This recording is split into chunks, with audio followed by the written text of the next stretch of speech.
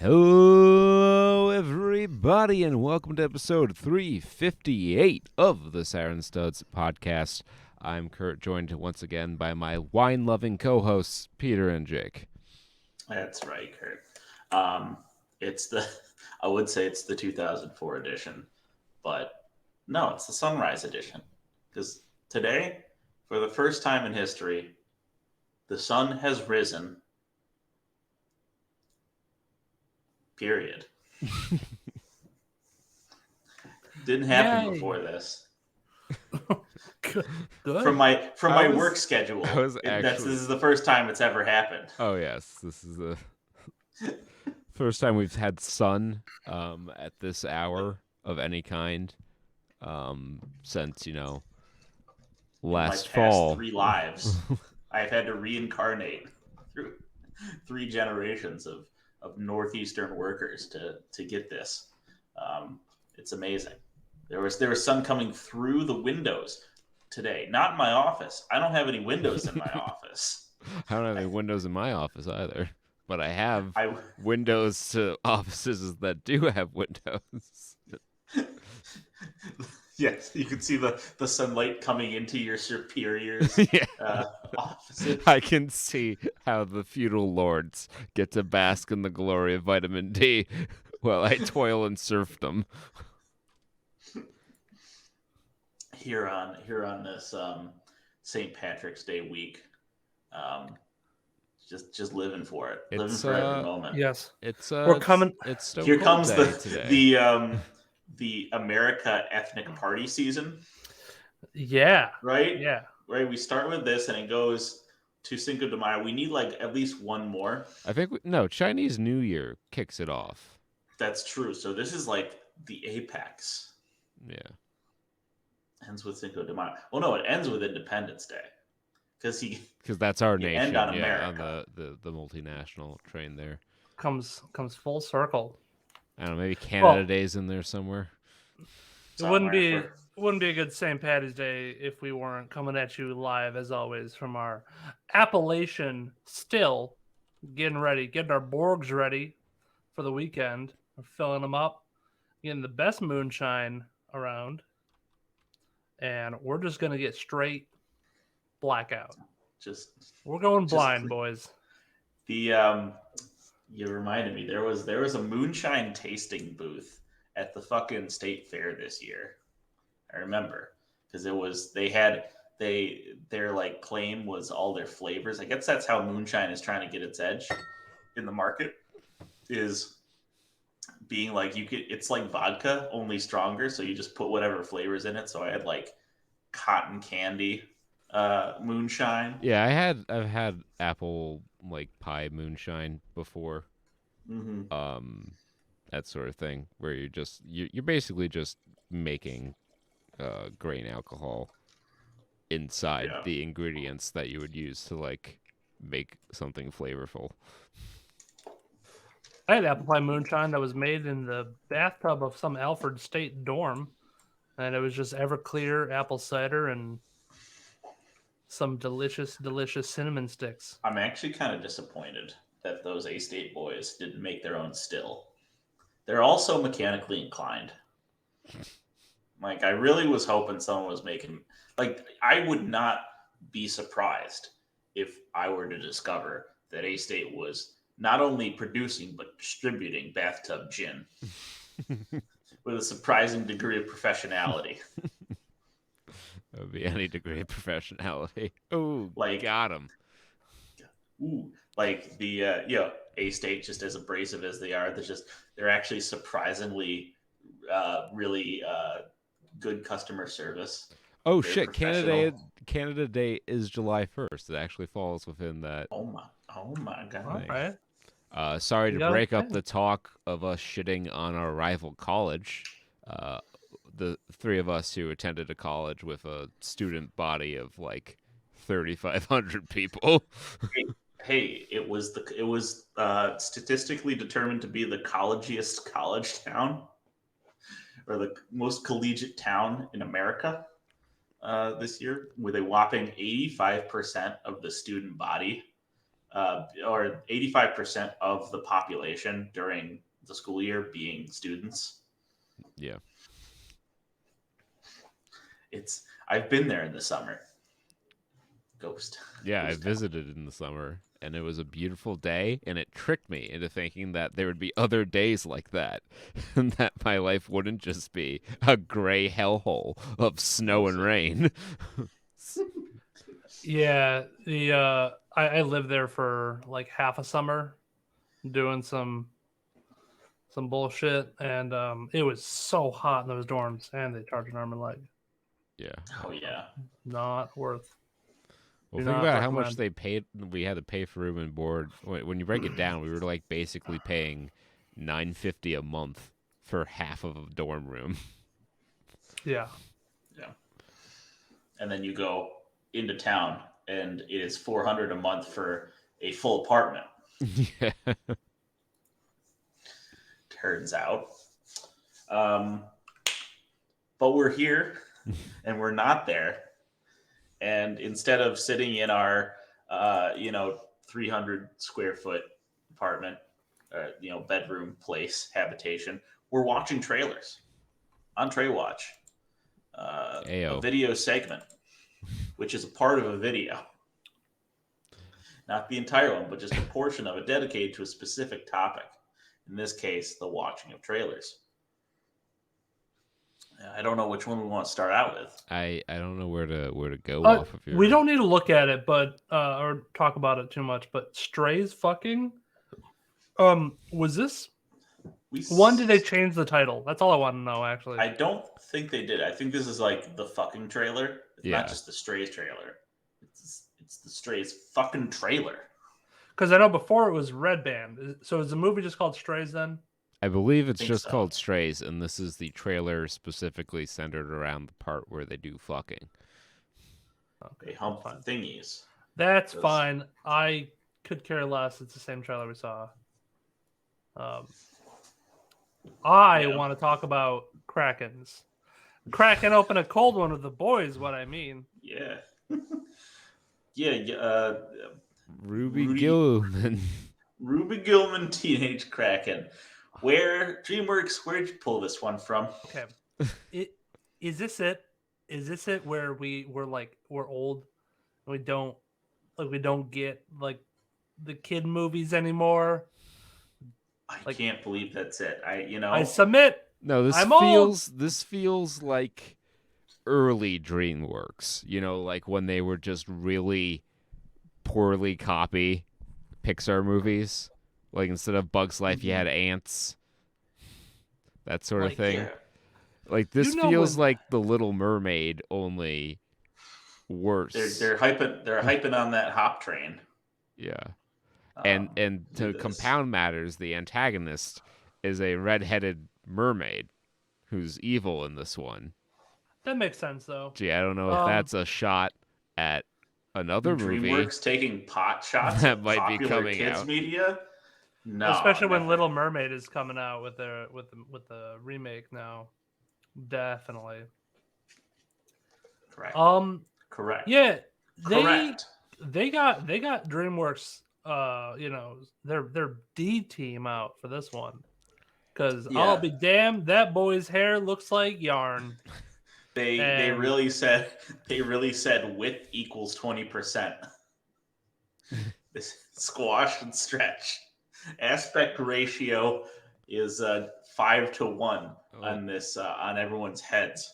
This is a. I also want to applaud this trailer. This goes in the Hall of Fame of overly spoiler movie trailers, in that it doesn't just show the whole movie. It shows like exclusively the key plot points. It doesn't show like the jokes or like the maybe love interest or anything. It's just, here is the actual plot. All of them, even the cool reveal at the end. I guess they get the love interest in there. I mean, isn't that one kid, the main yarn boy? Oh, I guess so. I saw him for like a second. I gotta give props to the guy in the octopus T-shirt at 1:15, rocking his Steam Deck. Yeah. Oh my god! All right, just freeze frame it. Any of these crowd scenes. I'm getting real Grubhub commercial vibes off of this shit. They're going Grubhub commercial. They like go to like 51 seconds, for example, where it's just a picture of the crowd and just it's all a cohesive style for sure. I just don't like this style. They have picked an art style and they have wholeheartedly committed to it. Let's see if I can't. I'll zoom in. I'll find some of these faces here. It looks like Wallace and Gromit claymation turned animated. Kinda, yeah. Because they got weird ass proportions. They got the sausage fingers from Everything Everywhere All at Once. It said, "Hey, that movie won some Oscars. What if we made everybody that?" Yeah. Oh, yeah. Yeah. That's the art side part of it.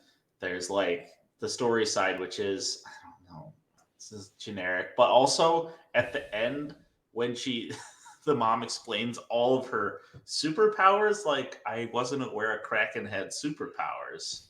And well, they were just in this day of the MCU, they have to. Yeah, one Kraken have superpowers, and two, Kraken like mortal enemies with mermaids.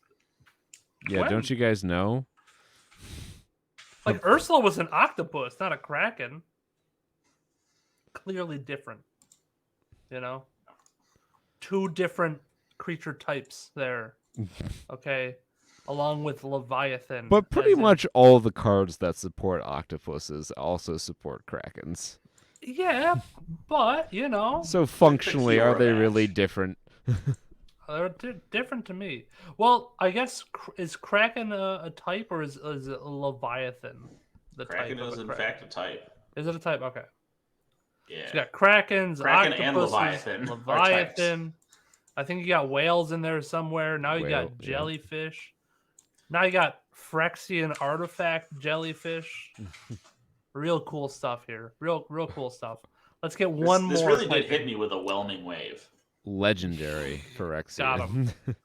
Got him with that whelming wave. It's the best bounce spell. The whelming wave is a blowout in original Jumpstart Limited. I'll blow you. So this is not a good movie. It doesn't appear to be a good movie. Watch the trailer if you want to see the movie. Also, Ruby Gillman. What kind of name is this? Yep. They're just like, bad. How can we make a Kraken like a weird cheesy family name? Let's put no effort into it. This is this was something we would come up with in like 5 minutes of riffing. Yeah. Do you want to knock the other fish one out of the way too while we're going on with we got fish puns fresh on the sure. Let's see if any of the material the Big Mermaid. It's the enemy of the old movie we were just talking about is the main character. The rivals. Yes, I guess twinning. Is this a twinning movie? I would call it a twinning movie. I mean, that raises an interesting question on if there's like a statute of limitations on twinning and if remakes count as new movies. Yes. Truly. All right. So now we come to my favorite part of the year, nitpicking Disney remakes. God damn it, Flounder? Is that what his name is? The fucking fish? Dude. The friendly fish? King Trident. Yeah, this is exactly. I could care less what skin color she is. I don't even care if she's a bad actress. If she's dog shit, fine. I don't care. I had two criteria: Flounder and the Jamaican crab, Sebastian. Seabass and Flounder, they have to do well. They have to look good. They do not. They look like literally fish. Taped googly eyes to a crab, and that's Sebastian. Which is the problem. Is that they don't look good. Oh, Disney. How much money did you spend on this? Oh my god! I found the fish. I couldn't find the fish at first. We heard him, but I did find him. He's just fucking creeping behind Ariel at one point. Look at Look at the sequence at like 1:38. They really have run out of workers for their CGI. Yeah, it's like this is rough. It's the story and the songs. I'm sure it's Disney remake. You know, it'll make a bajillion dollars, but like the effects in particular, it just seem like worse even than the previous Disney remakes. Yeah, by a significant margin. I mean, I guess Dumbo, or not Dumbo, Pinocchio would have been released under similar circumstances, and I think that went straight to Disney Plus. So obviously, they didn't have a high degree of confidence in that one. Yeah, I don't have a strong opinion on the lead actress. I will note that they went for diversity points for casting the black lady in the lead, but went through seemingly painstaking measures to find the lightest skinned black person who's ever walked the face of the earth. Because in certain lighting, she looks white. Well, who they get to play King Triton?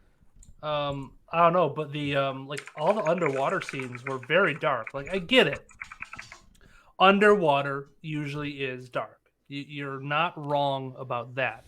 But this is a movie about mermaids and talking sea creatures.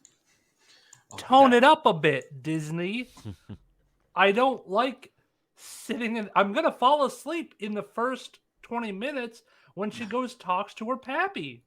I'm going to fall asleep. That's a promise. That's a threat. How real is you fucking mouse. That's a threat. It's Javier Bardem as King Triton. Oh, I thought he looked familiar. No and I was trying to tell if I knew he looked familiar. He was of the same ethnicity of his daughter. He is not. And it's the SNL lady. They got Namor. He's come back for this. Oh my god, Namor. Yeah, so I mean, it's your fucking Little Mermaid. It looks like they changed absolutely nothing. They've got the same beats. She saves a dude, goes away, gets in trouble. It's going to be the same movie, but probably longer and worse. Yeah, they're probably going to add a song about how, it's great to be a mermaid or some shit. They might try to slip something in there about, I don't know, a modern political statement. You know what? When she's in her mermaid form, though, she's not hot enough. I want to say that. I'll just put that out there. I don't feel the way I did as a kid watching Little Mermaid. You like legs on women now? No, I don't like legs on women. I said the mermaid form. I want less legs. I thought you said you didn't like, but you said she was less hot in the mermaid form. She said he's not hot enough. Not hot enough. Oh. In the mermaid form, I would prefer her to be hotter than as hot as the cartoon version. The OG Little Mermaid was like. I'm gonna stop myself right there. So you'll pause on that technically a minor animated character. Well, yeah, I think she is a minor, right? Isn't she like 16 or something? To be fair, he also was a minor when he true. first saw it. So didn't she kiss him? Did she kiss him while he was like out in the movie? Yeah, or the old show. See, back in these days, we didn't worry so much about that sort of thing. Yeah, no consent. It's fine for Sleeping Beauty. I want them to do the OG Hans Christian Andersen, The Little Mermaid story, where the girl gives up everything to be with the guy, and the guy just dumps her, leaves her, and she fucking turns into sea foam. And the moral of the story is, don't give up your shit for a dude. Be strong and independent, queen. You don't give it up for some dick. So I'm looking on YouTube's recommended, and The Little Mermaid from 2018, and it's hour and 25 Oh, minute yes, I movie, also saw that. is listed for buying or renting. What? Well, I would believe that the film rights to The Little Mermaid became public domain in or around 2018. Maybe. You might be onto something. Or much before that, because there have been like 10 trillion Pinocchio movies. Yeah. Yeah, but obviously none of them are as good as the fucking Guillermo del Toro one, because that one was goated out the wazoo for Oscar nominations. Yeah, I mean, got Just nominations. what that's about. No, it won Best Animated Picture. Yeah. Well, I mean, but who cares though, right? Best animated picture. It is rare for it used to be rare for a Pixar movie not to win, but I think this is the second year in a row that they haven't. Oh, so this is not a remake of it. A young reporter and his niece discover a beautiful, enchanting creature they believe to be the real Little Mermaid. Huh? What a wacky premise. Who knows? What? One of the featured review could have been better. Could have been worse. Sure it could have been. Beautiful. Just like another animated thing that's coming out, Suzume. It's anime. Oh, yay! Suzume, my favorite main character. My favorite anime to watch. Made movie. Yeah. I have no fucking clue what Doors. this is. Backrooms, the anime. No. It is interesting to me what kind of anime movies have their trailers show up on Rotten Tomatoes trailers, because it really hasn't been the Demon Slayers and the Dragon Balls of the world. It's been a lot of the quintessential quintuplets and whatever the fuck this is called. I've heard a conspiracy, and I subscribe to it now, that the new wave of anime in Japan is like government propaganda to get people to like date other people and have babies because their population's tanking. That's why there's so many more romance animes. Yeah, Japan is on the verge of collapse. And their response is, I think they put out a statement the other day that was just like, please have more kids. we won't do anything. Just please have more kids. It's like, all right, free Crunchyroll subscriptions, we swear. Whenever you let us home out of work, totally. Give me more than 0 hours at home, and we will absolutely do that. Yeah. Even if they're a chair, go fuck them. That's the other weird thing. I like the anime. I was on board with this movie. Like, guy meets girl meets white guy, whatever the fuck. Meet cute. He's looking for a door to close. Premises, doors open in random places, and demons come out and spread evil into the world. Cool, fine. I'm okay with that. Doors open in the urban exploration Instagram accounts. When the cat demon insta transmuted him into a talking chair, I was out. That's where I'm like, no amount of like reading into and like, oh well, the chair is really a symbol for like oppression and whatnot. No amount of that shit's gonna be like, this is solid anime. It's the story of a girl who learns to like sitting on her man. I'm in it for the plot. The plot, just the chair, just walking around town. Yeah, POV. You are that chair. Pete's onto something. Yo, I'm all right. Because people will be shitting on 3D anime. They shit on all the time, and the same people are going to look at this and be like, "Oh, masterwork, amazing, beautiful." When half of this shit is already. We have to take the bets now. Will there or won't there be a POV shot of him as a chair. You know what? I'm on the upside of that. Yes, they absolutely will for like a comedy joke, but also it's hilarious, right, guys? We're having fun joking about this weird thing, right? Excuse me, more like sit on me.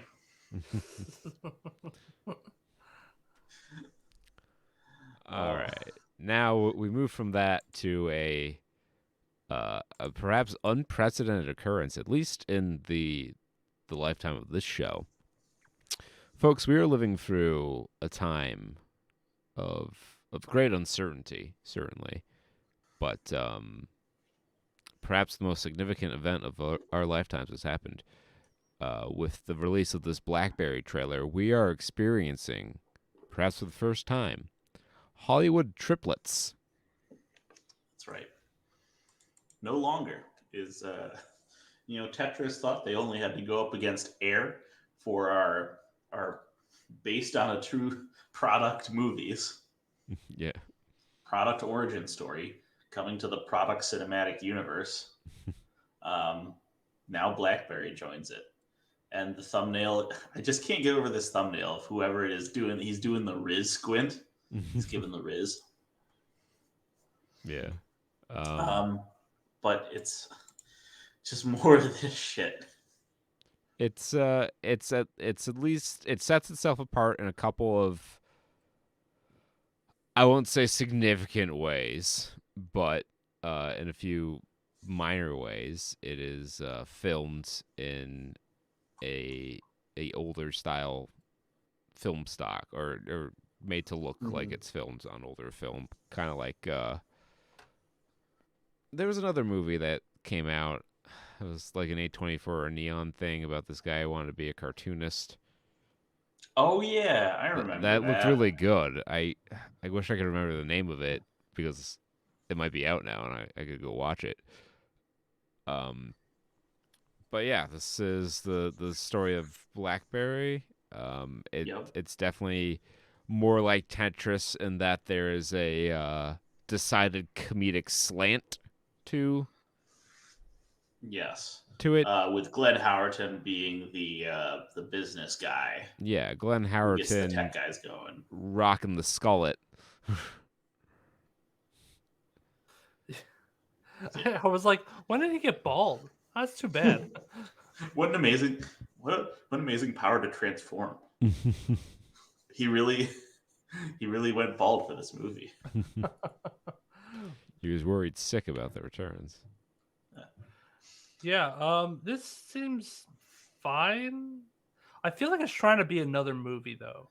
I wish there was like the Weird Al of products to make the Weird Al Yankovic story. Yeah, for all this shit. Weird Al was in this, right? I think I saw him as one of the business guys. Danny Radcliffe? No. Like or actual Weird Al. Actual Al Yankovic. Is he not? He was 118. I saw him in... Oh, maybe not. It kind of bears a passing resemblance to Al Yankovic. Go to 118. 118. He was in. I saw him in a trailer for something recently. Yeah, kind of looks like him. But everyone's freaking out because ProZD has a cameo. Oh yeah. Getting paid $10 million to star in it too. If he makes the fucking transition to actual like movie star, even small time, it'd be fucking nuts. I'm trying to find it. I think maybe it was a Netflix thing. Oh, did we talk about fucking Agent Elvis? Agent Elvis? Asian Elvis or Agent? Agent Elvis. All right. I think this was 2 weeks ago, so it's not new necessarily, but I saw it. I put up the link. I am afraid to click this link. Oh, it's a show. Yes. Okay. It's what if Elvis was like a secret agent or some shit? Played by Matthew McConaughey. Powered by like, Matthew McConaughey as secret agent Elvis, using the scientifically enhanced power of rock and roll to do stuff. I don't fucking know. I mean, it's giving me like America the movie kind of vibes. I was about to say it's no worse than like G-Force or America the movie. Look, I'm not gonna lie. Q-Force, was it? I think it was. Q-Force. Yeah, G-Force was the hamsters. Was hamsters, right? Or I guess they would have been guinea pigs, probably. Guinea pigs, yeah. Look, I'm not gonna lie. Netflix and their animated shows are really letting me down. They will come out with a banger or two. I mean, we had Arcane. That was solid. They came out with Cyberpunk. That won awards. Cyberpunk won fucking anime awards. And so did Arcane, actually. And then they will take everything else, taste, I guess. And they'll burn it down. I mean, like, I don't know. Netflix is doing. I like real F is for shit. fairly. F is for family. The first couple seasons of those, that was pretty good. That had a good run. That had a really good run. But like, Inside Job's a good example of it. Inside Job apparently like got off slow and then gained like a really big cult following. And I believe it was also like, I don't know if Justin Roiland had a part in it, but I think I had some good names behind it. And they canceled it after like 2 really good seasons of like a lot of good fan feedback, and people are kind of pissed that like it didn't, like, unless it's a banger like Arcane or Cyberpunk, like they're not going to do more stuff. Like Arcane's probably getting a season 2 and probably a season 3 after that, because why not? But everything else, fucking money, because they spend it all on greenlighting everything. Yeah, animation is expensive. It's much cheaper to buy the distribution rights to that quirky little documentary you saw at Cannes. Yeah. just bring it all in, I guess. Just buy your 9th consecutive true crime documentary. Yep. Don't reinvest your money. I guess this loops back around to your point, Jake, is they don't want to reinvest their money in successful series. Have gone multiple seasons. They just put into a new investment. I think they I think they do care about investing in successful series. I just think that your definition of successful and Netflix corporate's definition of successful are different. I guess. I want to bring in. I guess the thinking is you can't bring in new subscribers with multiple seasons of an old show. I think the thinking is more as shows go on, they become more expensive to make. Actors want more money. Writers want more money. They want bigger budgets for their ideas. So it becomes more cost effective to shut down that show and then start anew. But Big Mouth gets 4 seasons and a spin-off series.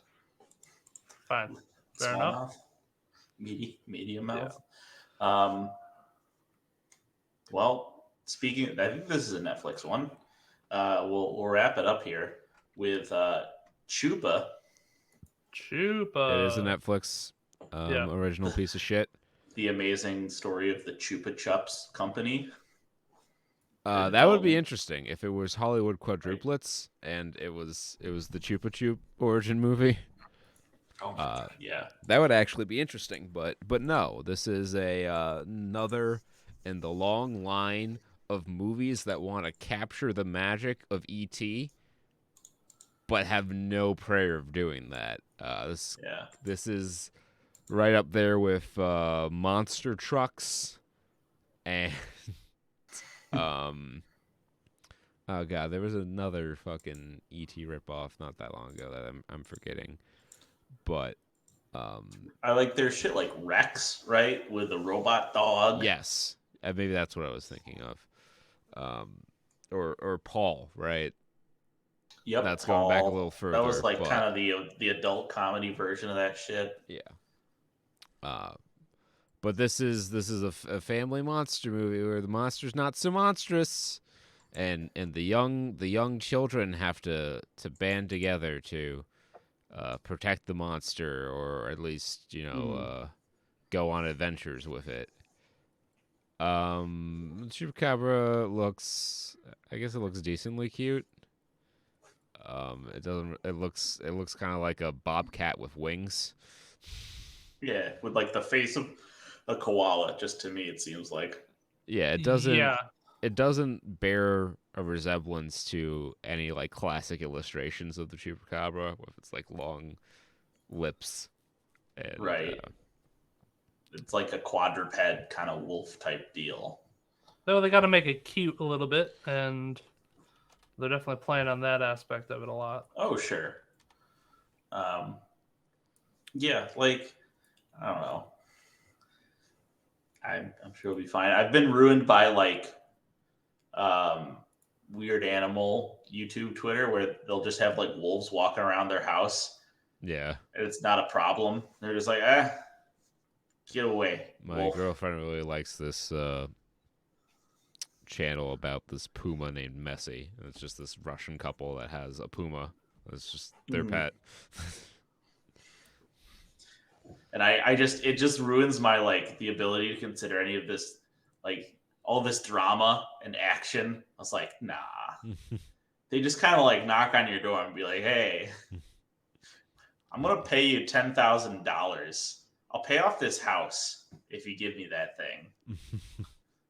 And then instead of like be like, no, he's a member of our family, they go, okay, show us the enclosure and we'll probably be fine. But no, they're gonna fight so wait, I guess the bet is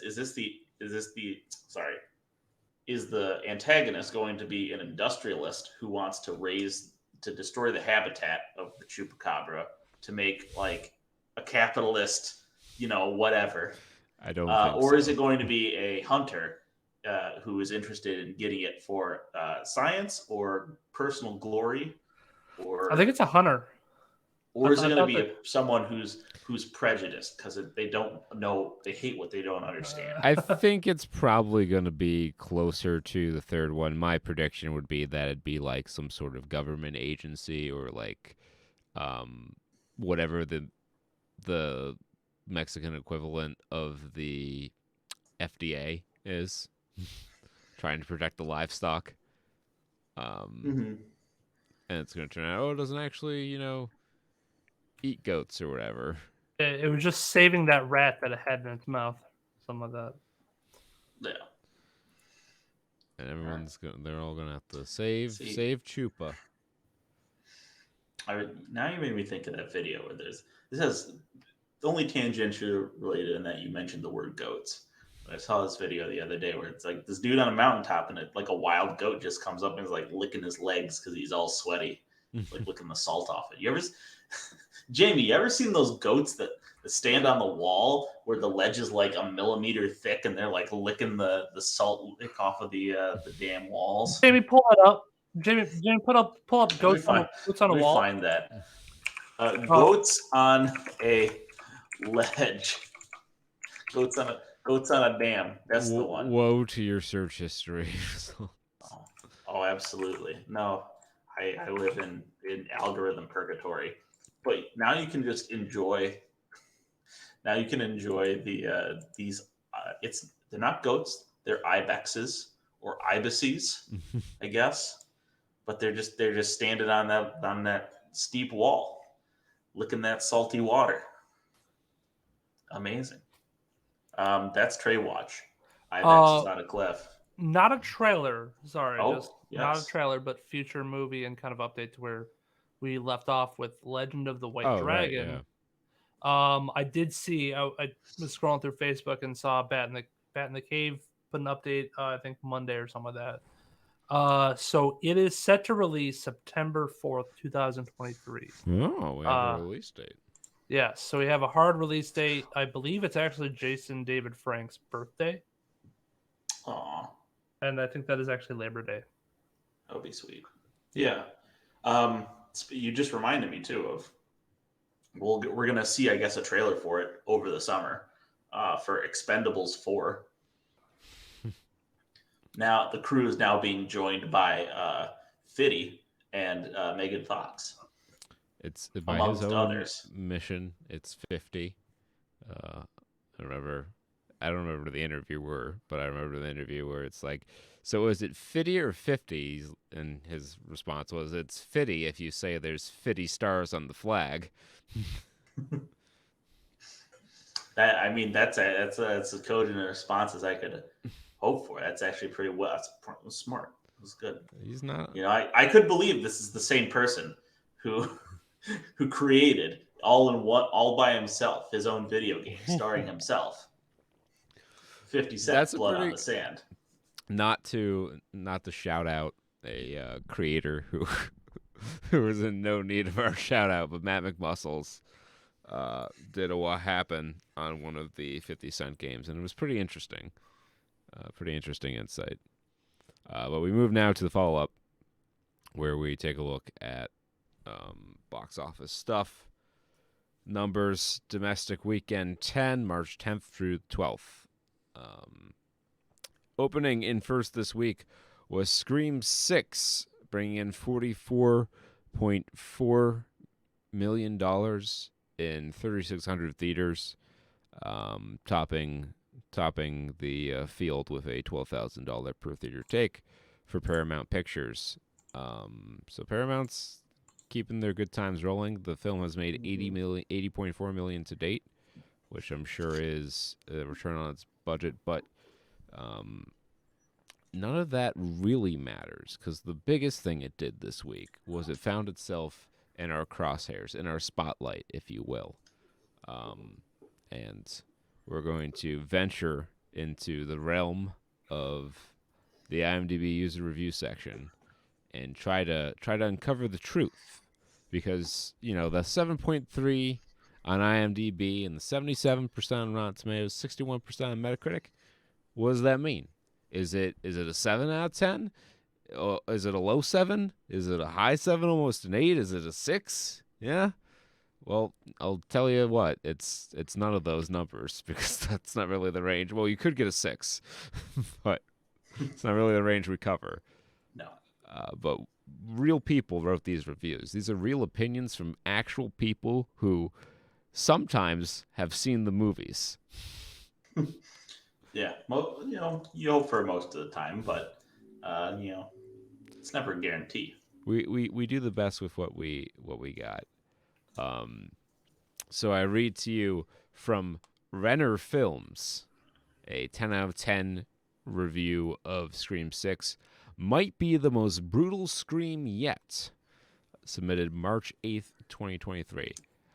I'm a hardened horror film fan and producer, but there were several moments here that made me cringe. Please contact Renner Films for possible projects.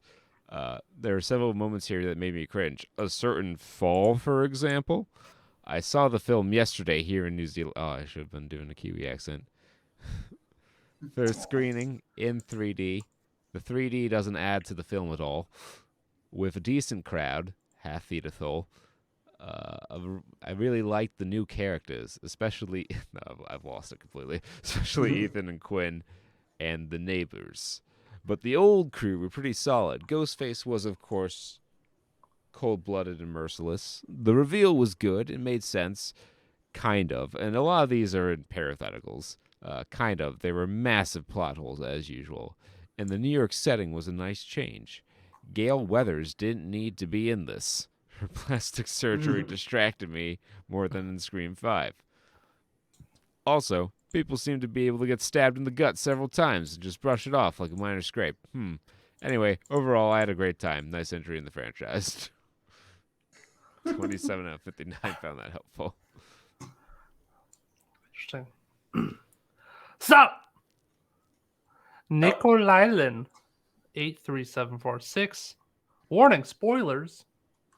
Skip ahead a few if you don't want spoilers. I don't really think this gives away too much. Yeah, I don't think mine spoiled anything except that people got stabbed, which I feel like that's kind of a given. Scream. So anyways, stop. 1 out of 10. Ruling. Fuck me. Ruining the legacy now. Next paragraph. They broke this up really dumb. The kills were forced. I could do something poetic. I could do ruining the legacy now. The kills were forced to be extra brutal, but came across as stupid. Stop making the cast survive everything too, and is as if they are superhuman. Poor Wes, his excellent ideas and movies are being ruined by this new age trash. And then they get away from poetry. The killers, yet again, predictable. No one we care about. And obvious. Pretty pathetic. No one cared much for Richie last time. So why would anyone want it to be his family in the next? No emotion or feels. Please, get Sydney back to save this. Stick to OG. One of the sisters has to die. If you make another, preferably Sam. The crazy stabbing they make her do is extra annoying, as is her acting. One of the twins must be killed too. It's becoming a snore fest. Fix it or don't do it again. You're just cashing in on someone else's legacy at this point. Disappointing. 30 out of 54 found that helpful. Cool. Powerful. Reach the masses. Yeah. But I'm following up on that. I'm feeling your vibe. I'm walking in with it. From this 4 out of 10 from Deroxy Box. I guess also spoilers. Lucky the cashier at cinema is my friend. Lucky the cashier at cinema is my friend, so I paid just $2 for the ticket. Because movies sucks. Trailers and early reviews said it's the best Scream since original. So I guess bar is really low for the franchise. So story, same old, new city. Survivors move to new city to study or work, and somebody is trying to kill them. Spoiler, it's revenge killing. First kills are actually interesting, and then it's just dumb. There is no logic to any character's actions, and any realism is gone after main core characters just casually walk off deep tissue stab wounds. Jenna Ortega alone was stabbed like 10 times. Guessing has no health insurance, so just goes home after losing half of her blood. Also, how can Guessing's single father who works as a cop in Atlanta afford 2 children in New York universities and rent an old murder museum in New York? Anyway, go wait for it to go streaming and have a good laugh. 3 out of 9. Yeah, those are some heavy spoilers there. I know. I'm sorry. I've ruined it for all of you. Yeah. Well, we've got another spoiler review. I think every review in this episode is going to be spoiler tagged. From Tavis Melvin. They're too scared to kill a Maine. That's not my accent affecting the word man. It's actually Maine, M-A-I-N. Part of the horse. I just found it stupid that they literally killed not one single character of importance. Also, they can stab someone 1,000,000 times, but yet they still stay alive. I just don't understand this anymore. It's like they're scared to kill any character this time around. Chad should have dead. But yet this dude somehow still stays alive. I mean, literally, both twins are stabbed and they don't die. Stop bottle feeding the fans and give us some real deaths in this movie. So yeah, apart from this, the movie was pretty good. The whole New York made it feel fresh and new. Ghostface himself was a badass. 5 out of 11 found that helpful. Reminder, this is a 10 out of 10 review. 80% of which is complaining about the movie. Oof a doof. You hate to see it. So, 1 out of 10. Brandon Cantrell says unbearable, biggest POS in 2023. worst of series. Lot to say in that title. Lot to say in that title. Making those statements. How does he know this is the biggest piece of shit in 2023 if 2023 isn't even over yet?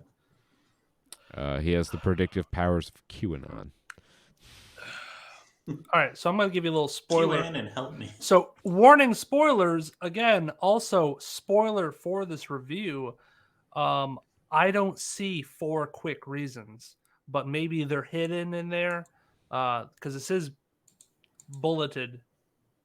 4 quick reasons this was the biggest failure in the series and an unbearable movie to watch. Bullet, not 1. Bullet 1. The prolonged screaming during the ladder scene. When you suck at creating substance, just have actresses yell loudly for several minutes. Parts of this were so much noise and no advancement. It reminded me of a Transformers movies. Oh, maybe this is it. All right. Okay. It's in the first bullet. Oh, okay. Dash. The subway scene that felt like 20 minutes long to pad the runtime. Good movies do that scene without putting the audience to sleep. Third dash that I see. The movie didn't have the balls to let the 2 people of color who had been stabbed 20 and plus times die and is shown on the way, I think OTW, on the way to the ambulance, W/1 small knife wound. Same for his annoying sister. Stabbed in gut, knife twisted, and ripped upwards. But she's up running around minutes later. Writing is so bad, script attributes it to her medication. And then a bullet. Game changer. We've been dealing with dashes the entire time. New paragraph, bullet. Illogical day-to-night sequences. It took them 8 hours to drive a few blocks to get to Gail's apartment after dark. When they left from the park that morning. Also, Gail apparently has Wolverine's healing factor now, too. Show up 15 minutes after the start time, as the previews are incredibly horrible, and don't sit through the credits, as it's a one-line troll of a post-credit scene. 2 out of 6 found that helpful. All right. I was one of them. I found that to be extremely informative. You know, the formatting change really took it to the next level. They took a lesson. They took a lesson from the father of juicing, Jay Kordich. They knew when they were in jeopardy of losing their audience, but just when you got used to the dashes, they slip another bullet right in there. It's like a tactical zing. That one's going in the old lexicon. Finally. Most finally. The finalist. From Valentiniona. 5 out of 10. Cream 6. After witnessing the first movie when released, seeing this makes me wonder, am I old? Courtney Cox sure is. No other member of the Scream movie appeared in this Cream movie. The sisters related to last crimes done by the masked killer become target once more. Easy targets. I can't imagine how someone can lose in a fight against a knife while having a gun. That's what movies are for. The reveal was unsurprisingly not because I did not know, and I didn't, but because it had nothing new as a plot. The twist was that the first masked ones were some noobs whacked by the real guys was meaningless. The blonde, first kill, dates a guy, literally in an alley. The gorgeous woman would have softened any killer's heart. What I want to say is that it's a bad, bad plot. Coke in a gallon of water. A grain of salt on a fat pig. 8 out of 17 found that helpful. I don't know that I found it helpful, but I certainly appreciate his vibrant use of language. They're out there. Deposed by Scream 6 is Creed 3. and our Creed 3. We've got a lot of numbers up in the top here. 27.2 million for Creed 3, a 53.3% drop off from its opening. But it has made $188.3 million worldwide, so it's made quite a bit of money. I could see it going back into first.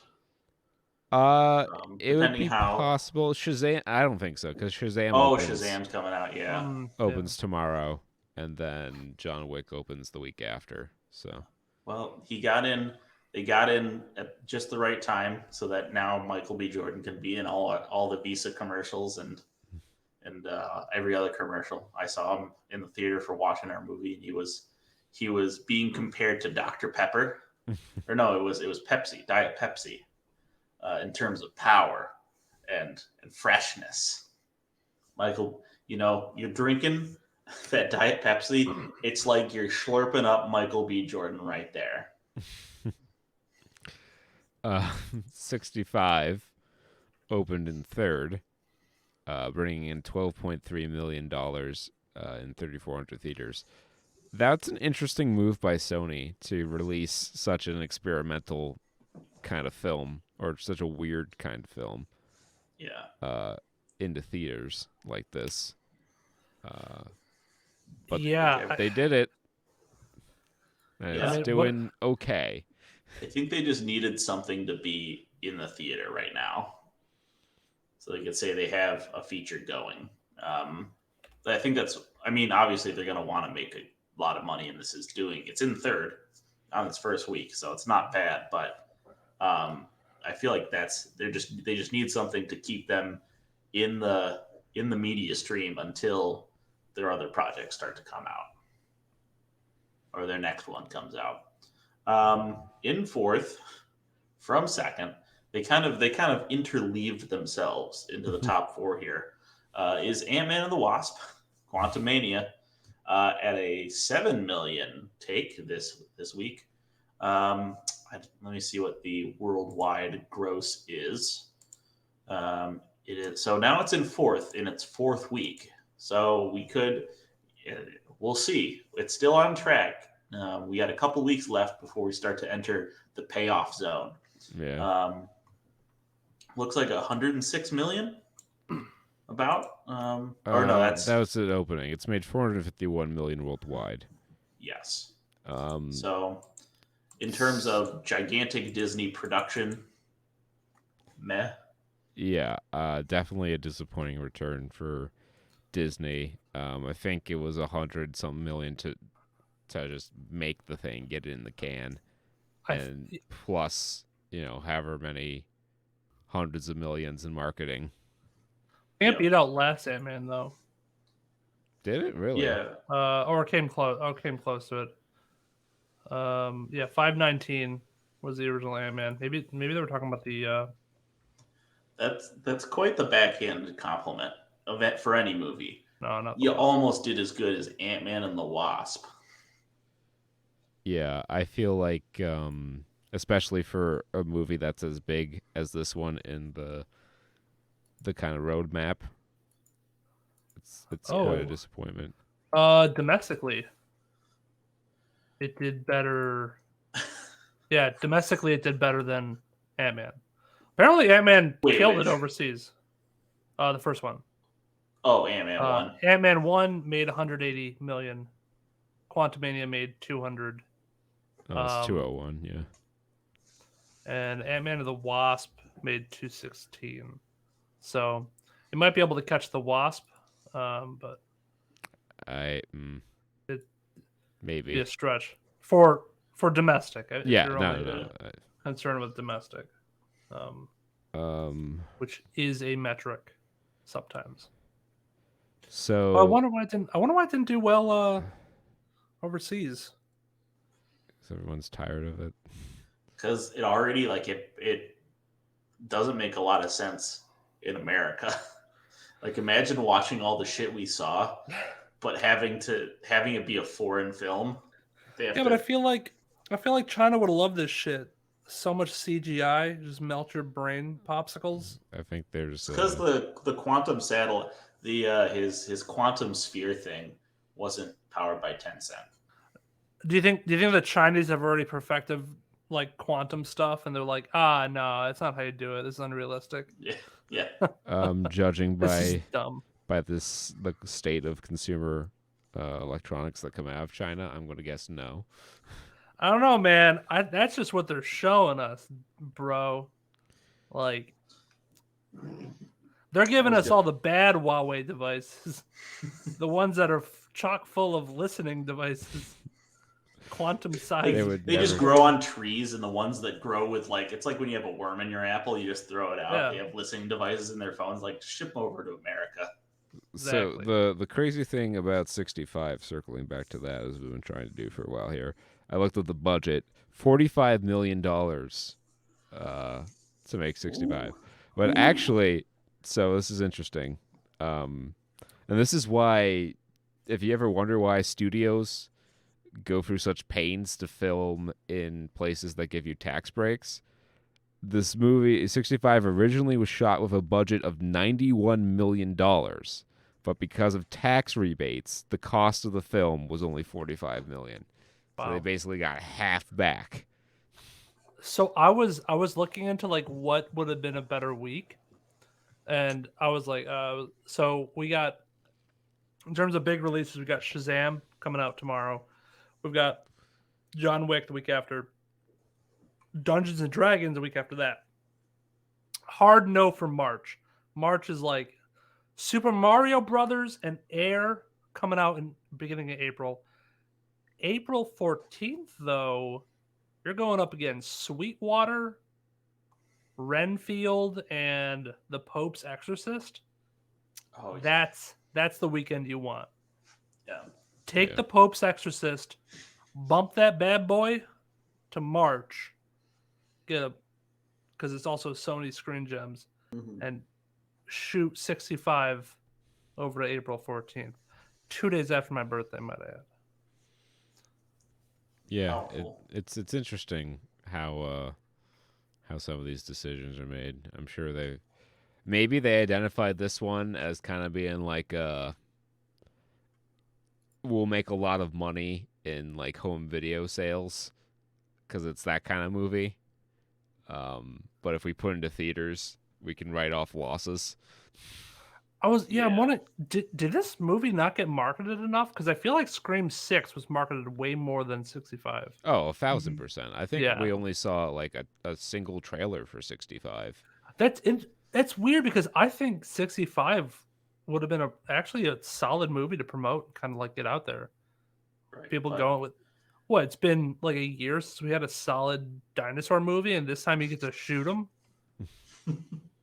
Like, it's Turok, that's all true, but like, yeah, I mean, first of all, they're two different studios, so it wasn't choosing between which movie you're going to promote.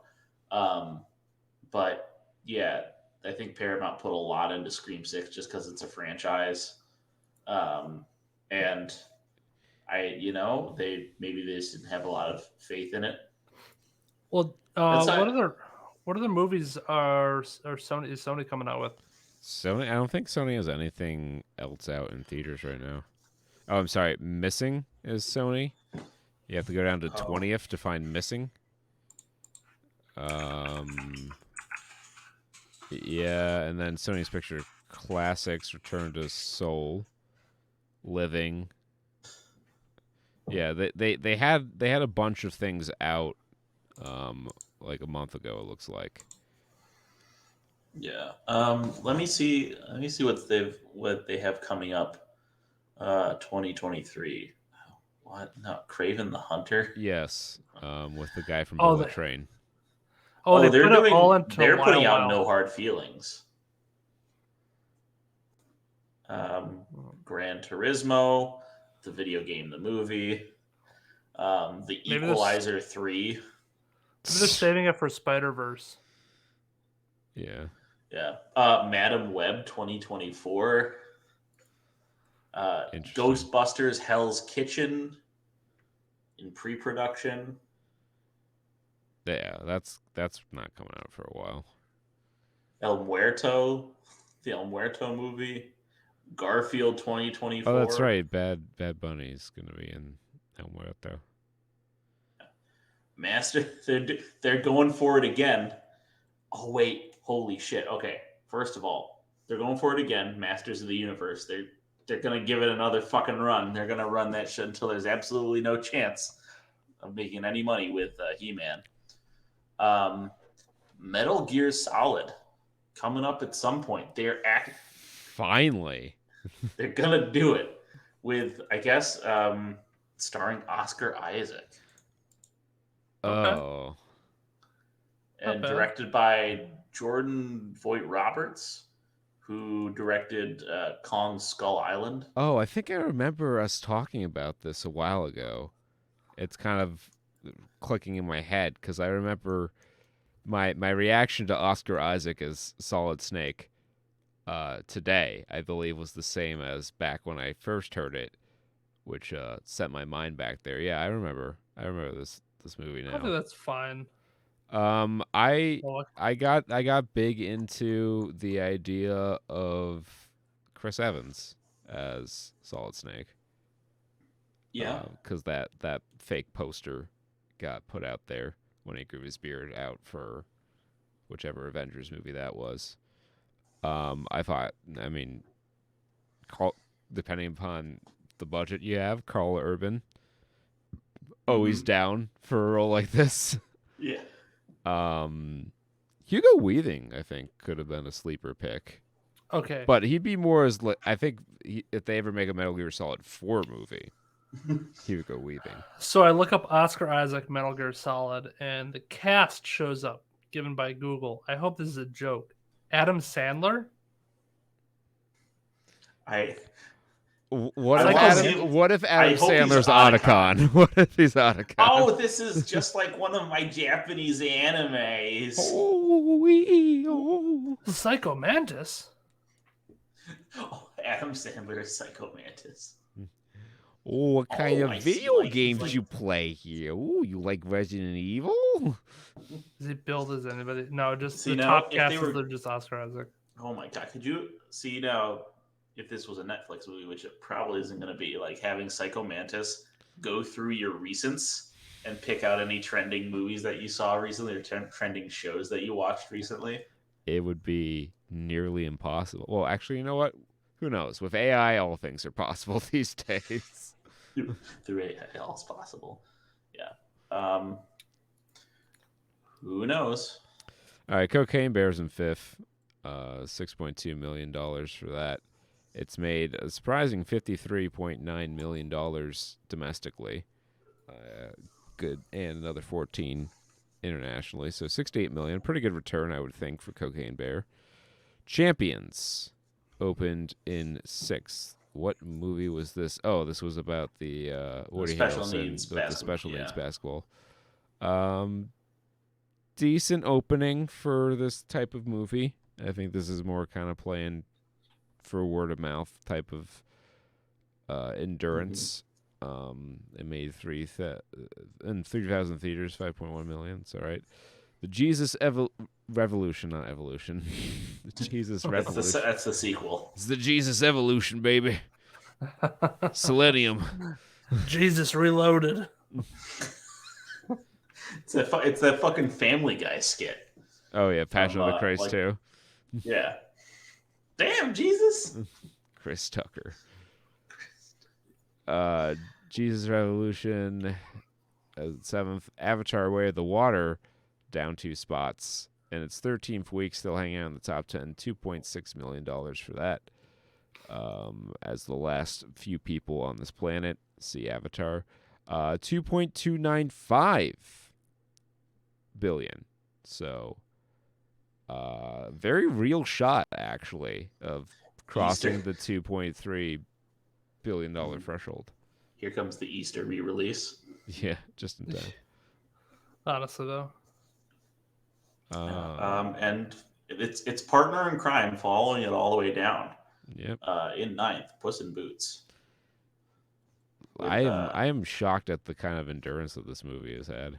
It's on. I wonder how much longer it'll stay in the top 10 because it's on Peacock now. Yeah. Yes. Yeah, I was just about to say. I saw that on Peacock. I'm like, oh, I'm gonna watch that shit. Okay. Yeah, it's on my list right now. Kaylee and I are working our way through the QAnon documentary before it leaves HBO Max at the end of the month. QAnon and help me. Yeah, it's pretty interesting. Is that the one with the Channel 5 news guy? I don't think so. Is it a movie or is it a documentary? Because the Channel 5 news guy, he did the January 6th insurrection. That's right. Yeah, sorry. There was a lot of QAnon stuff with that one. Yeah, and that's a focus of one of the later episodes. Cool. We're only into the episode where they're pretty sure it might be Steve Bannon. I'm pretty sure. Just maybe. Let's pull off that mask. Mr. Old Man Bannon. Why does this user on 8chan have admin privileges and you're streaming as them? Old Man Bannon. But I would have gotten away with it. The interviews, I will say, the interviews with the people behind 8chan are quite interesting. It's quite the motley crew, and they're all the kind of people you'd expect to be behind 8chan. Just weird people. Said 4chan is too heavily moderated. I need a place where I can be really free. I'm picturing Steve Bannon just shaking his fist. I would have gotten away with it if it weren't for that damn pesky Justice Department and your sleepy Joe Biden. I would love, like, fucking the mystery machine, the mystery gang or Mystery Incorporated takes on the deep state. Ooh, and then we can have a Biden cameo in there. That'd be cool. Absolutely. That'd be really cool. Sleepy Joe. Sleepy Joe Biden. Hey, hey Jack, you got one of them Scooby snacks before I put you away for smoking marijuana? Like Zoinks. My corn pop had a dog like that. I shot it. I'm glad. Jinkies, 9/11 was an inside job. Biden speaks like Hank Hill. Well, now what? And rounding out the top 10, dropping, unfortunately, 3 spots and down 59.5% of its take from last week is actually the movie we're reviewing later on the show, Operation Fortune Ruse de Guerre. Rightfully where it belongs, too. Oh, boy. Okay, pal. Tell us how you really feel, Jake. I mean, when I said I left early, I didn't. But you never said you left early. When I say I had the best nap of my life, ooh. I will say I had it all to myself, baby. I had the dream. I say some, I arrive at movies early. And because I'm the only one who does that, sometimes it can feel like I have the theater myself. But then more level-headed people come in as the time for the actual screening gets closer, and it's ruined. Not so here. It's funny. You arrived early. I arrived a little bit late. Usually it's about 20 to 25 minutes of trailers. Yeah. I took a little bit longer at the snack bar, and I was in there at 30 minutes. Mm-hmm. And I think I missed a little bit. It was when they were putting together the team, so can't imagine I missed much. You didn't miss too much. Yeah, but that does round out the top 10 and concludes the segment of the show, the follow-up. Moving on now to gaming news. Not video game related, but Magic. Yeah. Is doing its we're gonna talk about it. Lord of the Rings crossover thing. And there's the One Ring card that will have a normal distribution. But then they're planning this a one-of-one release, which I'm sure will actually make its way into a booster pack that someone who doesn't work for WotC's will be able to open. They're printing it. It's the 1/1 ring. It's all written in the script that appears on the ring in the movie, I guess, since it's not a picture book. I don't. Yeah. My thing about this is like, yeah, like I guess it's cool that they're putting it in a golden ticket style, at least theoretically. But like, that's because that's the first thing everyone thought of is like, what if it just goes to like, what if it gets lost? Like you're literally rolling the dice on this, and like I get that you want to do that to like avoid. I mean, part of it is to make something special while avoiding secondary market stuff, but this really feels like the kind of card that you would put out as like, I don't know, a trophy or like a prize card at like the Lord of the Rings like the Pro Tour tournament or like an event. We don't have Pro Tours anymore. Oh, they're bringing them back, I think. They're bringing back Grand Prix. So I watched this interesting YouTube video on my lunch. It was a documentary thing about the McDonald's monopoly and how for like 10 years it was legitimately a scam because the guy charged with transporting the game pieces to the winning game pieces to McDonald's was selling them to people because there was like no security around it, and he got involved with the mafia at some point. But it kind of triggered my mind, like when I saw this and the fact that there's already a bounty out there for $100,000 for this card. People were laughing at it for being a low bid. Yeah. The temptation for someone who works at the printing company that Wizards contracts to print Magic cards, to steal this. Yeah, how the fuck do you even like print this? Does it come on its own sheet? That's what I was wondering. I'm like, do you just have one? Because those machines are made for like sheets. Do you think it's a blank card that's hand painted?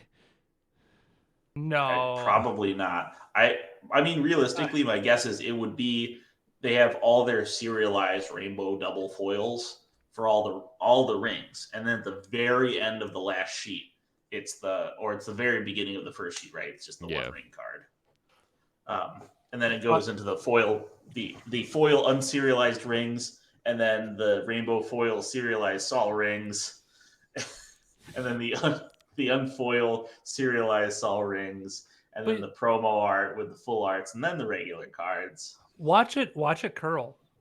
Oh, it'll curl. I guarantee you it'll curl. Too. Well, I mean, yeah. I mean, you're not put it on your finger. It'll curl around. It'll be ring shaped. Yeah. That's the other thing. You're not printing this in Japan, right? Are you printing this in Japan? Or are you printing this locally, where you can like have more control over it? I mean, you're essentially probably printing a one of a kind card, a $1 million card, possibly.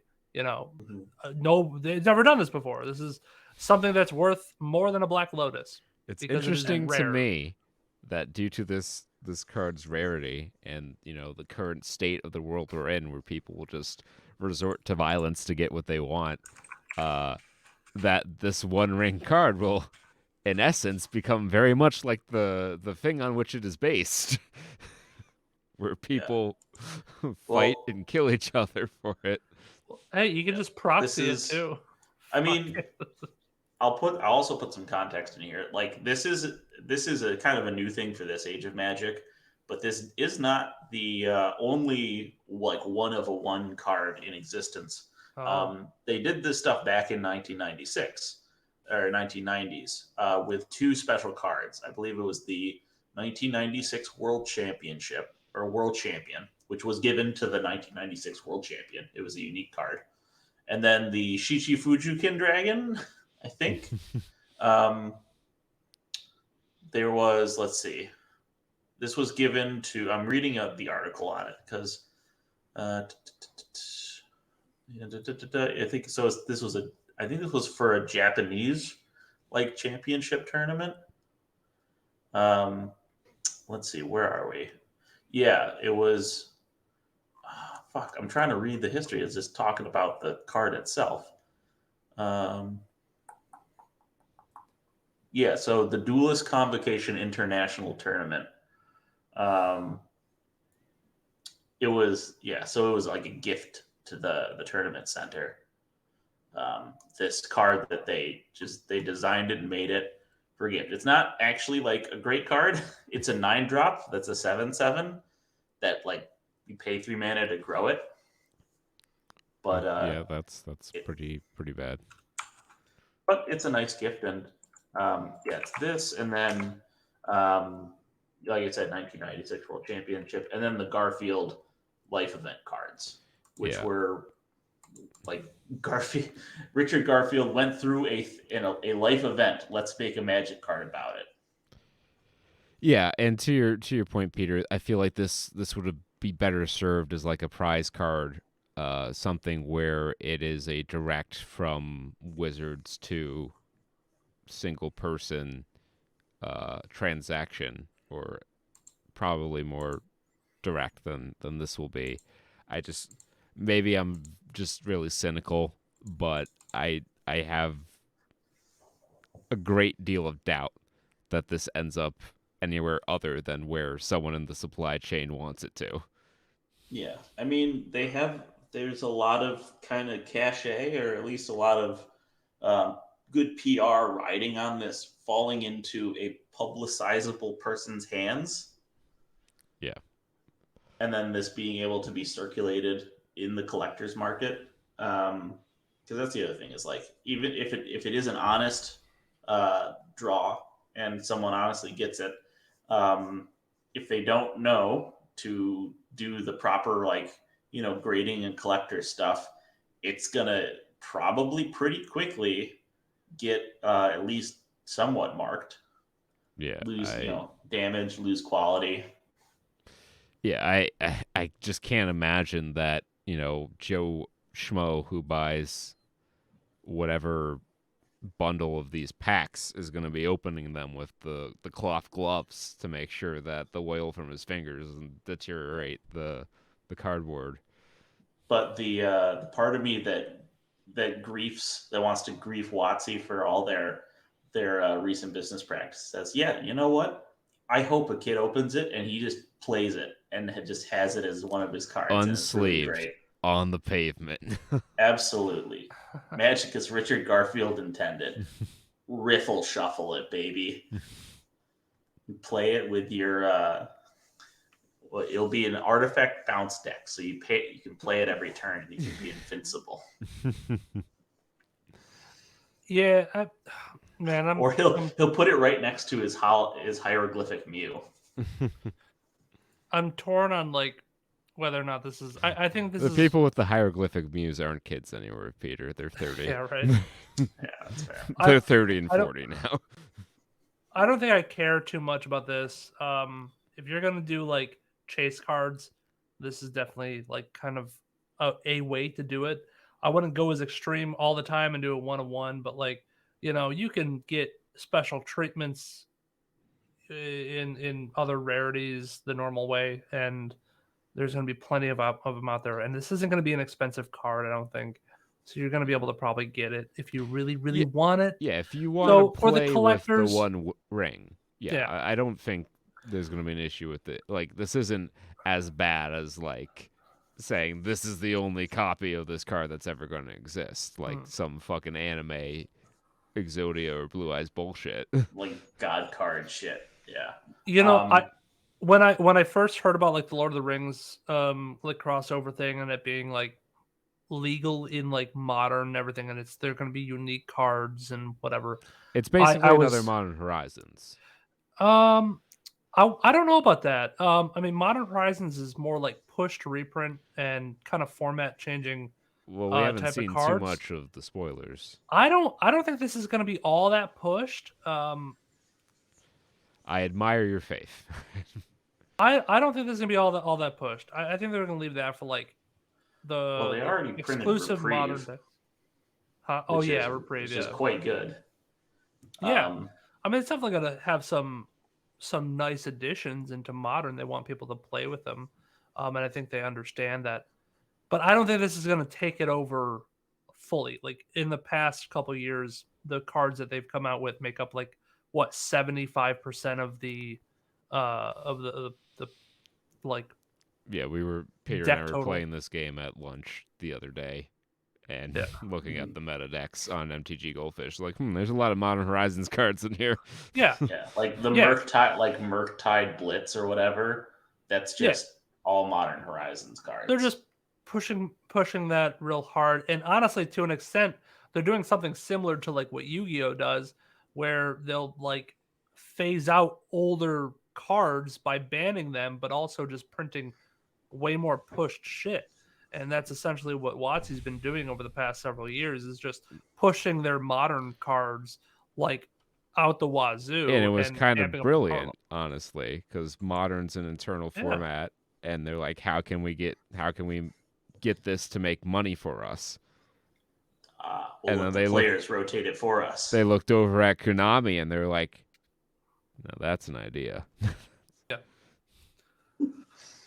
Yeah. So that'll be interesting. The last thing I'll say about the serialized things was we talked about quality. And the last time we did this was with serialized artifact cards, I think for Urza's The Brothers War set. And some people did get damaged cards.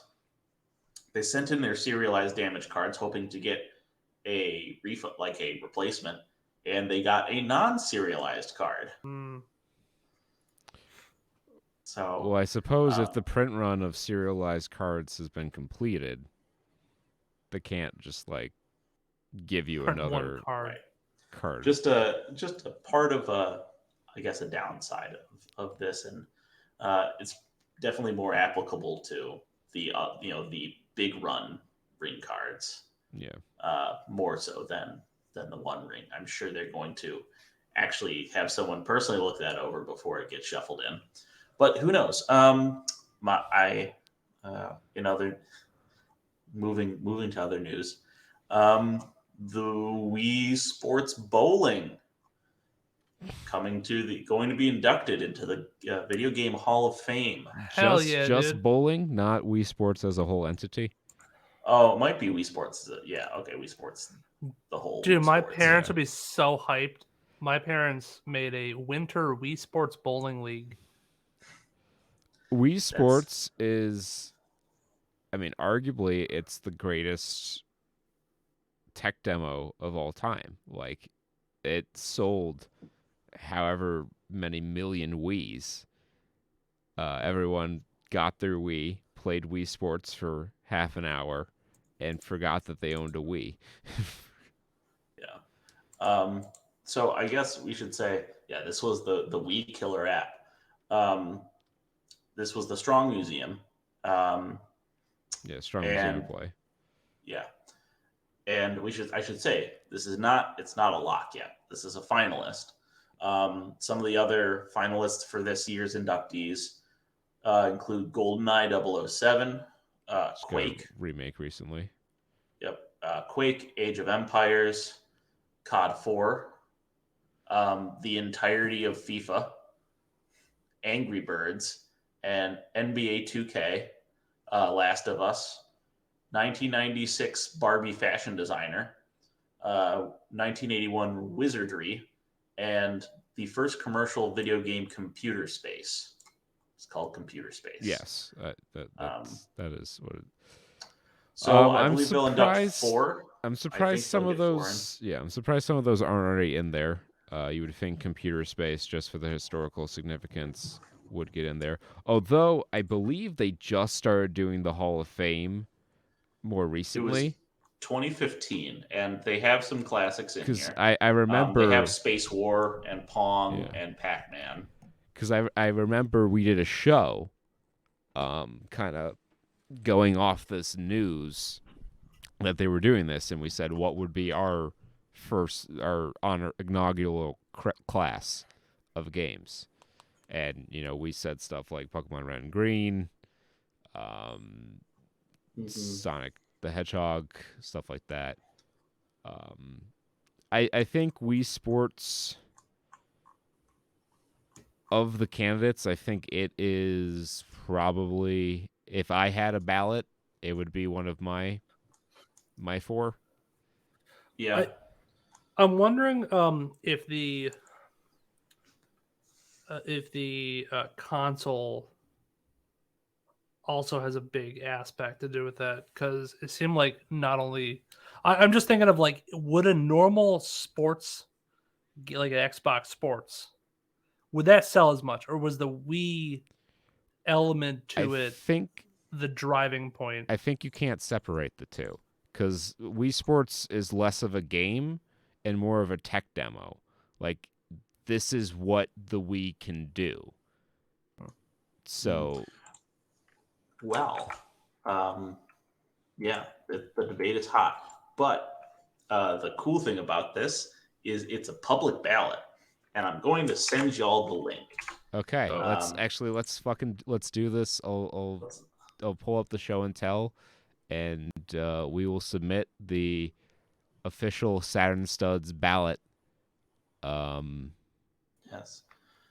So actually, you only get to pick one, and you. So get it looks one like vote the criteria that they want you to pick is status, longevity, discovery, and innovation. So the top three get to be on one ballot and join the other top three from the committee. So there's the committee selections and the public selections. Okay. GoldenEye definitely is in the conversation here. Yeah. Quake is also very historically significant. However, I would say Quake was big for technological reasons, and it kind of, popularized deathmatching. Mm-hmm. Honestly, I can't in good conscience put Call of Duty or GoldenEye in here before Quake.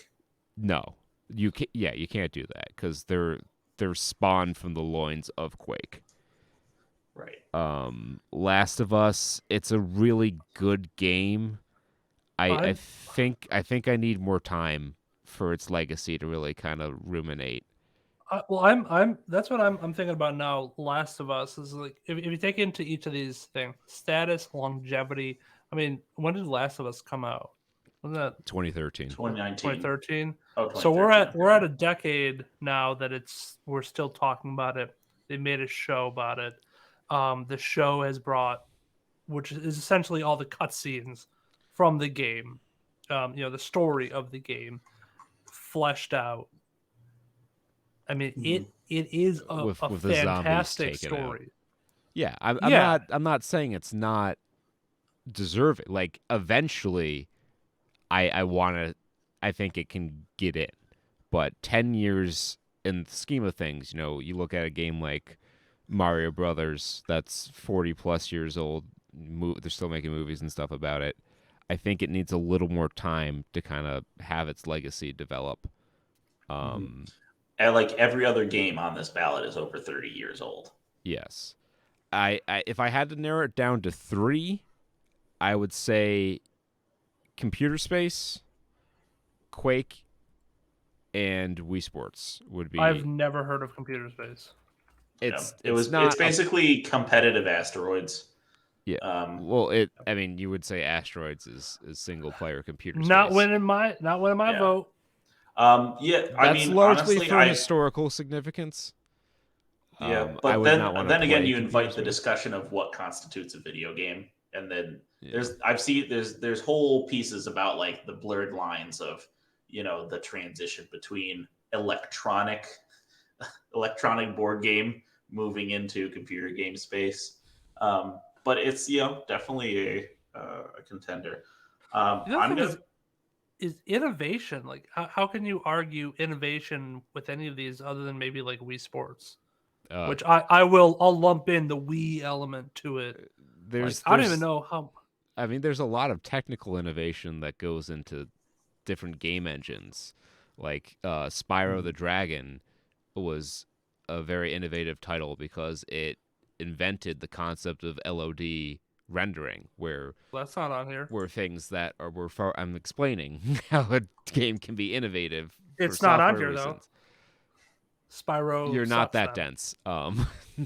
No, but Spyro sucks. It's not. It's not on the Strong National Museum of Play. Make your voice heard. I think I'm going to vote for Quake. Yeah. I don't think it's that innovative. Wii Sports all the way. All right. I mean, I agree with your take on the Last of Us not being I think long enough, and I think with the show now out and them like confirmed working on a part 3, maybe we'll get there in another 5 years or something like that. But yeah, like I think about it, I'm a big baseball Hall of Fame guy, and I think about it in that kind of terms, where it's a good game. I'll get in eventually, but I don't think it should get in before some of these other games. Well, and Wii Sports, I think, just touched so many. Wii Sports is a very valid. Choice. Like when I say my parents, my parents bought a Wii so they could like have parties and play Wii bowling, and like that's all they cared about. That's why most people bought a Wii, to be honest. It's just Wii Sports, and the fact that you can get a console. You don't get consoles with like a game preloaded on it and ready to go out of the box. You got to download it for 20 hours, and you got to go buy your game that you're going to play for 5 hours and put it down because you're either hammered or bored of it. And now you also have the element of like, hey, we're moving from your paddle and you're actually getting up and doing something compared to all these where you're sitting on your tuchus looking at a golden gun trying to kill your brother by cheating and playing as giving him the old odd job. Yeah. Yeah, and for the same reasons, along the same lines, Quake was a very innovative game. It changed the way that games are lit and how 3D levels are built forever. Every 3D game, Wii Sports included, owes a lot to the work that was done at id Software at that time. So I think I've never played Quake, but it's bad. So that's my take on it. I'm just looking at Google Images. Oh, jeez. Brown. It's too brown. Oh, yeah, very brown. Shotgun's not as good. Yeah, I mean, like, you're just holding it in the center of your screen. Like, where's the IRL viewpoint of that? Music's too boring. If you're just holding it at your chest. Where is it in Halo?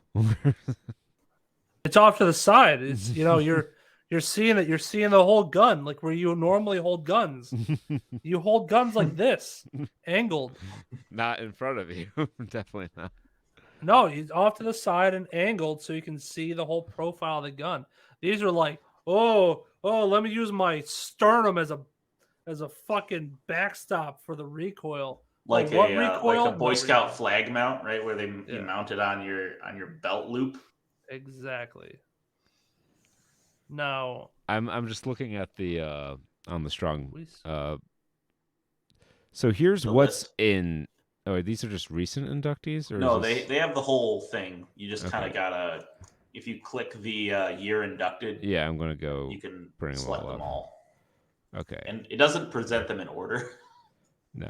In chronological order, which is a little. So Sid Meier's Civilization. Yep, that's a good one. That was a 2022 inductee. Miss Pac-Man, also 2022. Ocarina of Time. Sure. Yep. Dance Dance Revolution. Tetris was an inaugural class. Same with Super Mario Bros. Pac-Man, also 2015 inductee. World of Warcraft, 2015 inductee. Doom, likewise. Pong. Grand Theft Auto. I think now it goes in chronological order, yeah. Yeah, Grand Theft Auto 3. Oregon Trail. OG Legend of Zelda. Yep. Sims, Sonic the Hedgehog. I was going to say, did they fucking say it in here? Maybe they say it in the details, but at least the synopsis they give us doesn't mention that like it popularized the save system on consoles. Yeah. That was like the first game to have a save system. Space Invaders, we got in. The Red and Green got in 2017. So we predicted it a year early. Yep. Halo Combat Evolved, also 2017 inductee. Tomb Raider 2018 inductee. Donkey Kong 2017. Street Fighter 2 2017. Space War. OG John Madden football. Yep. Final Fantasy FF7. 7. Super Mario Kart. Mortal Kombat. Microsoft Solitaire. Colossal Cave Adventure. Minecraft King's Quest. Centipede. Bejeweled. Where in the World is Carmen Sandiego? That's an interesting pick. Yeah, I know. StarCraft, Flight Simulator, Animal Crossing. There are some we skipped over, like Sonic was in there. I said Sonic. Okay. I think I read everyone that was on my screen. But yeah, like going through that list of nominees, Quake definitely should be in there. If Doom's in there, Quake should be in there too, because it was the next evolution. And it was just as impactful from a technological point of view. And Computer Space fits into the same category as Centipede or Pong as like foundational works. Mm-hmm. Yeah, so Halo Reach should be in there too. I think the guy had a cool mask. So now that we've all submitted our votes, and hopefully you have two at home, they're going to reveal the final list of inductees on May 4th. I've put it in my calendar. All right. The 4th on Thursday, so that means we'll cover it on our May 4th record date, which would be a May 6th episode. Right. Amazing. One last thing here. Despite all the bizarre legal drama surrounding Disco Elysium, it's actually getting an update that's adding a photo mode. This will be free DLC, and from what I understand, it will just be a photo mode where you can put some wacky decals on your pictures, and in what they call collage mode. Provides full access to characters, environments, and props from the game, which can be placed, rotated, and resized as you like. You can drop custom text onto the screen and create your own official-looking vignettes, complete with FELD dialogue reel, and then cap it off with a range of weather effects, filters, and frames. Even the time of day is adjustable. So Disco Elysium has admittedly a pretty drab setting, but some kind of interesting. I think there's a potential to create some pretty interesting images and some decent memes. Yeah. I still gotta finish the game. Yeah. One of these weekends I'll crunch out another few hours on it. Yeah, the ending something. I'll just leave it at that. Yep. All right, let's move on to our feature here. Creature feature, which is Operation Fortune. Room to Grow. Room to Grow. I really enjoyed this movie. Wrath of Man, even I will admit, was a bit of a disappointment. It wasn't a bad film per se, but it definitely lacked the kind of fun that you typically get with a Guy Ritchie movie. And this movie, in many ways, was Guy Ritchie does Mission Impossible with a quarter of the budget. Yeah. I kind of, this is maybe too like severe of a way of phrasing it, but not in the worst way, but it did leave me wanting. It left me hungry for more. I like the plot. I like the characters. I know he doesn't do sequels. I want him to have made a series out of this. I think I see why like a lot of these these spy movies and these spy thrillers, espionage action become franchises because you like the way an agent or his crew operates, and one movie can all feel just like one adventure. Yeah. And even in this movie, it's presented that way as like one episode or almost the pilot of a series. Yeah, there's history between the different characters that, is important to the story, but never like explicitly shown. It's all referred back to. And so, where there's past, there's future, and they set up for another job. And to Peter's point, I really enjoyed the characters in this movie. They're fun. They're fun characters. You can have fun characters. It's allowed Hollywood, and it's fun without being like unsophisticated, I guess. Like, this isn't like a lowbrow turn off your brain kind of movie. Like, it's not, the most complicated plot or sophisticated characters, but it's, a reasonable level of filmmaking went into this. I mean, you have to be on your toes. You have to be able to understand Jason Statham in all of his Stathamness. I mean, that is the one thing. There were a couple lines that I did miss because he fucking mumbled some of his goddamn British Cockney accent. Oh, you mean Jason Statham or Charles? Okay, Nathan, fucking wine. That's what? Are you friends? Are you angry right now? Oh, no. God, fuck sand, ass. Huh? Wait, what? And much like he did in 2019's The Gentleman, old man Hugh Grant really steals the show and chews that scenery. Oh yeah, yep. Aubrey Plaza showing. I don't know if she's what like other kind of action or non-pure comedies she's been in, but she was in the Child's Play remake, wasn't she? In the which replay? Sorry, the Child's Play remake. Oh yeah, yes. So she definitely has that. So just slots right in. No, this is. Also, I think this is definitely also in White Lotus too, which is very dramatic. Right. All of a dramatic play. Though I do think this is the first time she's worked with a director of the acclaim of a Guy Ritchie. Yeah.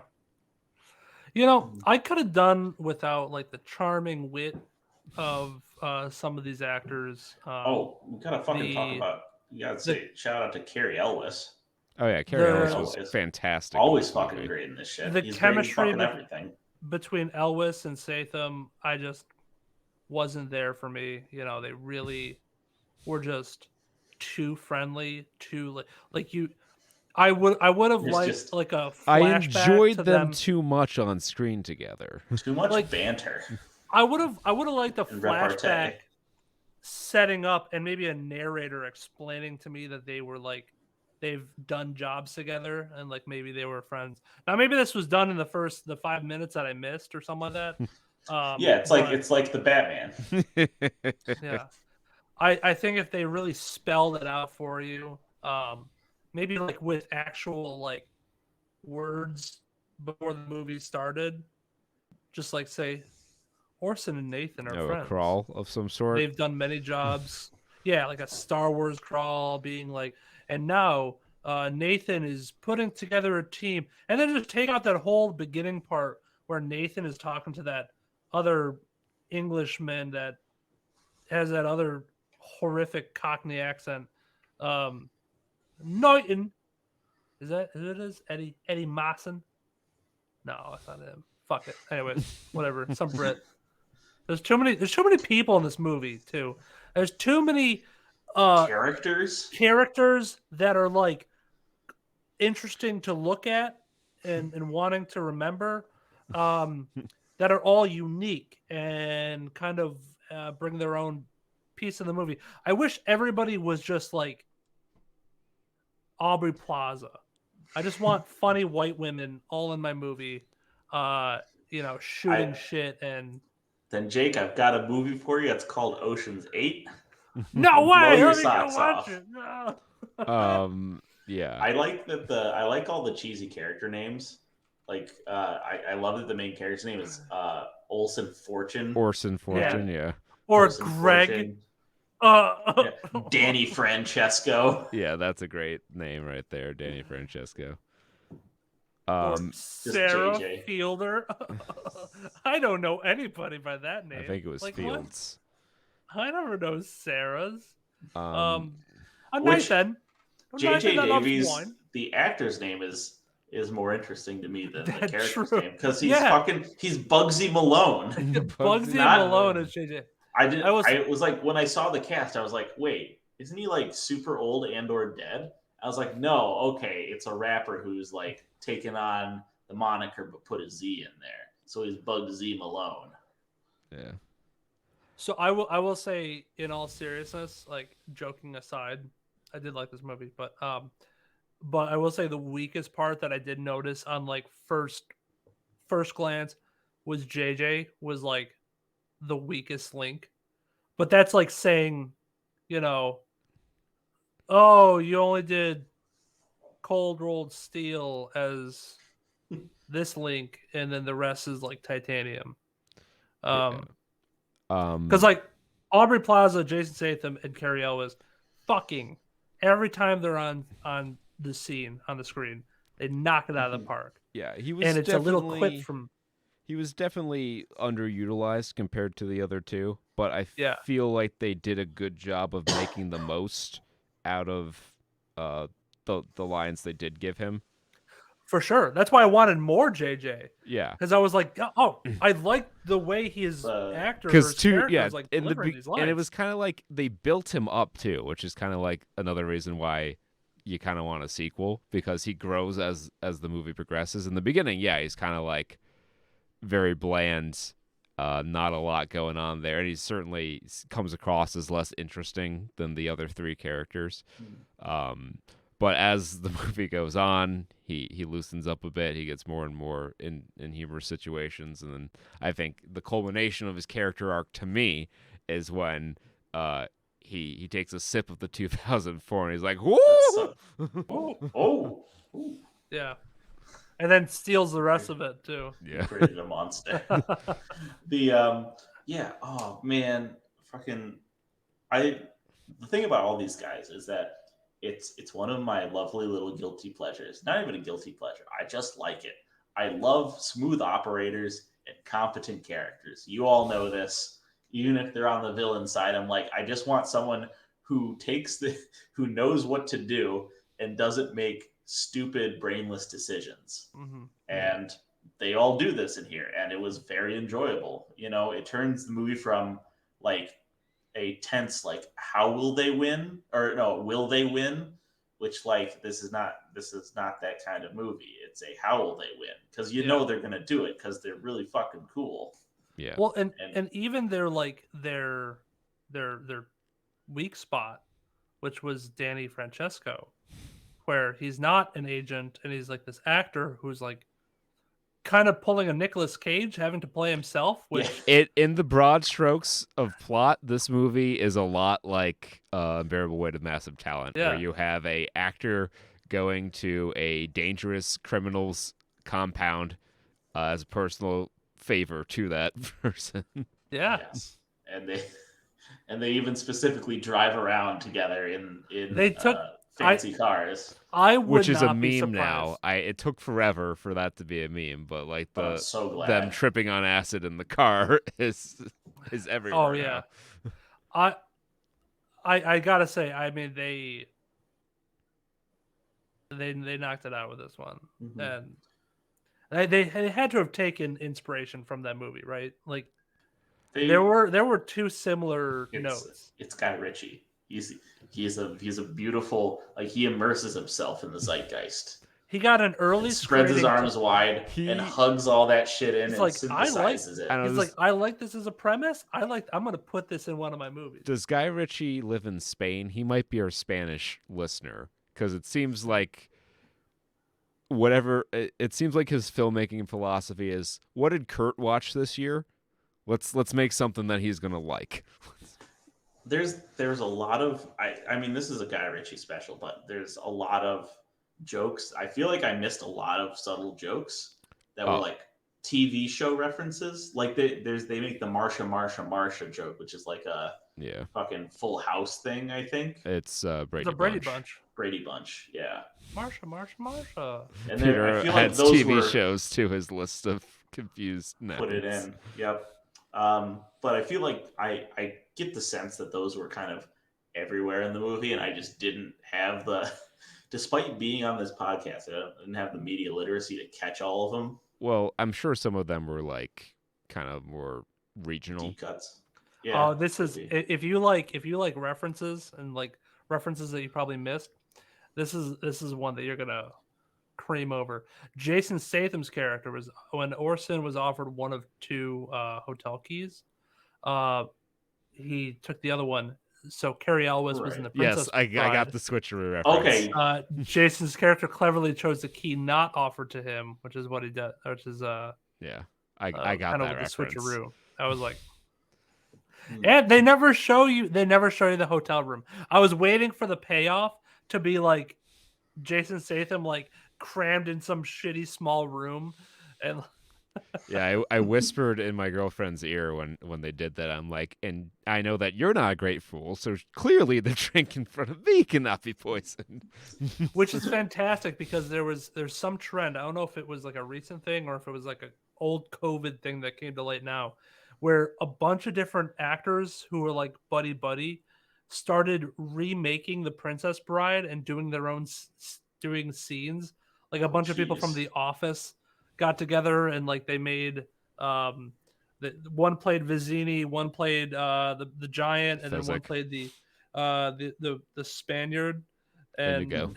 it's fucking great. It's so good. If you go find them, they're fantastic. Yeah, that's a movie I will watch any day. And this movie, I think it slides right in there for me at least. I don't think it's as good as Snatch. I think I might like it a little more than The Gentleman, though, and I really like that movie. So I think it's in the good company of those three movies for me. Which are there are other Guy Ritchie movies if the listenership weren't aware. It took me a second for that one to come back to me, but yeah, The Gentleman, that's a good one. And, this is interesting. Sorry to cut you off. This was originally supposed to be released in 2022. They pushed it back because the Ukraine-Russia war. Yeah, and I think the antagonists are Ukrainian. That is kind of interesting because I vaguely recall hearing about this movie, but when it came out, it was a surprise because I think it had been so long since we had originally seen like the trailer. And that makes sense that it was supposed to be a 2022 release. But yeah, this is a movie. I would say go see it in theaters just to support good filmmaking. Like, this movie is not on track to make a lot of money, which is a shame because I want movies like this to continue to get made. Yeah, I feel like Lionsgate kind of snubbed him on this. And they didn't. I feel like he obviously pretty much always has a really good creative vision, like a really strong creative vision for what he wants. And I feel like with this, why I say it left me wanting more, partially, is that I could kind of tell with this, like he has his vision, and they gave him most of what he wanted. Yeah. And he had to use. They didn't give him everything, and he could use everything. He could use the whole. He can use the whole pig. But even the chuckle. But they didn't give him the chuckle. No. So he had to make judicious use of what they gave him, and he did. He used it. The big scenes are appropriately big, but I did feel in some spots that there was the shots they used were not the shots that maybe he wanted. Yeah, it's not the best shot for the. Yeah, it's not a situation like The Old Way, where you can tell this is where they wanted an action scene, but they didn't have the money for an action scene. Yeah. But yeah, there are a few moments here and there where it's like, yeah, maybe this could have been a bit grander in scale. And who knows? Maybe he'll decide that he liked these characters so much that he wants to revisit this, and we get a sequel or a spiritual successor or something like that down the And road. if not, I'll just go back and watch Burn Notice. Yeah, it's got a little bit of that vibe to it. But this is the first movie I've seen in theaters in a while where I'm like, I'm buying this on Blu-ray when it comes out. Yeah. I mean, I guess we can talk about the plot. All right, yeah. So like, there's this thing called the handle, or yeah, the which handle. It really is just the MacGuffin. Yeah, They don't. It never comes into play as its own thing at all. Like they tell you what it is at the end. You learn what it is, but it's never used or attempted to be used. It mostly exists as the item of interest. well, I think it was intended to be used at the end, but its use was thwarted through various means. Gotcha. But anyway, it gets stolen, and Nathan, played by Cary Elwes, is the head of this secretive department of the British government. And he is tasked with retrieving this, so he puts his team together, starting with the main man, Orson Fortune, who is Jason Statham's character, and he is a smart, dapper. He's a Jason Statham character. Yeah. On the sophisticated side of Jason Statham characters. Yes. And he kills it as per usual. And Sarah Fields, who is Aubrey Plaza's character, who also really good in this. And then JJ. Yep. J.A. Davies, played by Bugsy Malone. He comes in as the crew's kind of a new crew, right? Because so Haley's an American and JJ is like kind of an unknown because his old crew got poached by the secondary, I guess, or instead of the deuteragonist, it's the dantagonist. The dantagonist. Or the duagonist, which is Mike Hook. Which is I really think he wanted to name him Mike Hawk. He looked a little bit in passing like Jay White. Who is he played by?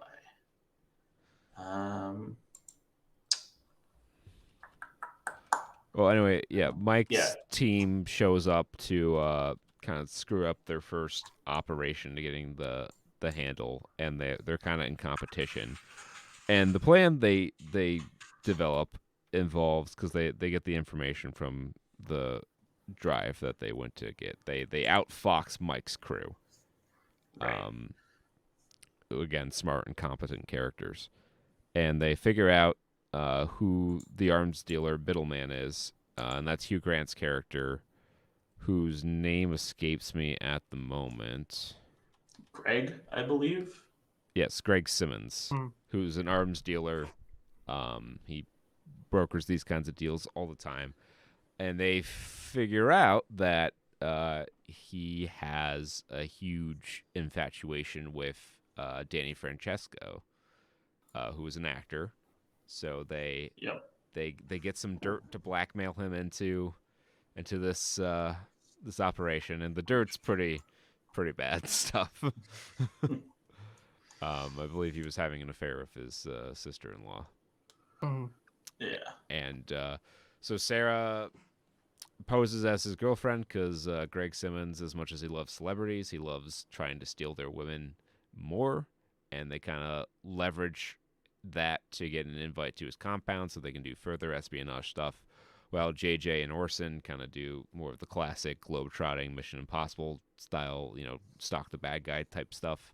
And the stories converge where they figure out that Mike is in business to get the handle for himself and deliver him to the real bad guys, which are the tech billionaires.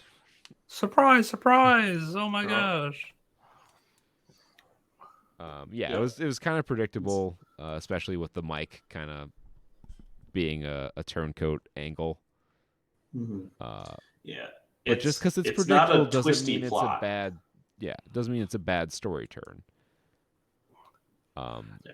But then, and what it lacks in like maybe originality or any shamalama ding dong like plot twist. I mean, they definitely do it well. Like, sure, it might be like you see it coming, but the just the acting, the way it's written, the pacing of it is done well to where I don't care if I could see it coming. I just care if it's going to end up well, and it culminates to a fantastic finale. I would say this is I would say this is the well done version, or this is the classy version of like a Redbox action movie. Yeah, I don't know if that's damning with faint praise. I feel, but I honestly mean that in the best way possible. That it's just a straightforward kind of comfort movie. It's a popcorn. It's not trying to fucking shoot your brain out your ass or like challenge you hugely. It's an extremely well made, well acted, kind of popcorn spy thriller. This is kind of like the I'm trying to think of one that isn't Mission Impossible. Kind of like a mid-budget spy, like an Ocean's 11 type thing. Yeah. Italian Job. That's a good one because Jason Statham's in that movie too. Yep. A lot of Jason Statham movies. Yeah. This is his wheelhouse. Wheelhouse. It's a little bit different than Guy Ritchie usually. Usually he's more like in on organized crime type stuff. But it's a very enjoyable movie. And for Jason Statham, like, it's even a lighter movie for him too. It's not, he took himself very lighthearted when he was just in some of the dialogue. Yeah. Action maybe not so much, but yeah, and I feel like that his character in Snatch was a little not so self-serious as well. So that's kind of like a character trope that they kind of work well together because they're Jason Statham and Guy Ritchie are like childhood friends. Mm-hmm. So they have that kind of chemistry together. All right. Yeah, go ahead. So you know how I am. Unfortunately, names, I do. With people, nouns in general. And I realized part of why I felt I was wanting more. I confused Guy Ritchie and Edgar Wright. So I was like waiting for the fucking moment where they like do the fight scene like choreographed to music. I was like, why? Where's all that Guy Ritchie flair? Where's that hyper stylization that he's known for? And then I looked it up, I'm like, oh, that's someone different. Like when did Guy Ritchie make Baby Driver? I mean, this is definitely stylized in the way that Guy Ritchie movies are stylized. Yes. Okay, that makes a lot more sense. I was like, this is like kind of underwhelming for a Guy Ritchie, but like, no, it's not. Yeah. Okay. Yep. Guy Ritchie's not Edgar Wright. Holy shit! Guy Ritchie wrote the 2019 Aladdin movie. Oh. Did he also direct that? Oh, that's fucking stylish. He did direct that too, huh? I completely forgot about that. Had I known, I might have actually gone and seen it. He's the one we can blame for not for Will Smith not putting the Will Smith version of the Genie song in instead of just trying to copy Robin Williams' version. Yeah. When like that, because I looked through that. I saw some video essays about that, and like, yeah, he tries to do like the Robin Williams Genie song in the movie, and it's fine, but like you can tell it's like he's just trying to like do that version instead of his own thing, which he is obviously a pretty well-known, like, and family-friendly musician. And he does his own version in the credits. Yeah. Well, who knows? I know that, at least in the case of, like, The Lion King, Jon Favreau didn't have a ton of, like, control over the operation. The studio was very heavily involved in, like, all the major decisions with the movie. I don't know if that was the case. He was only in charge of making it look realistic. But I'm sure that was he took that was his one for me, one for them with The Gentleman, which also came out in 2019. And what's that movie he's got coming up? Because he's got another movie coming out this year. Let's look it up. Guy Ritchie? Yeah. The Covenant? The Covenant. Covenant.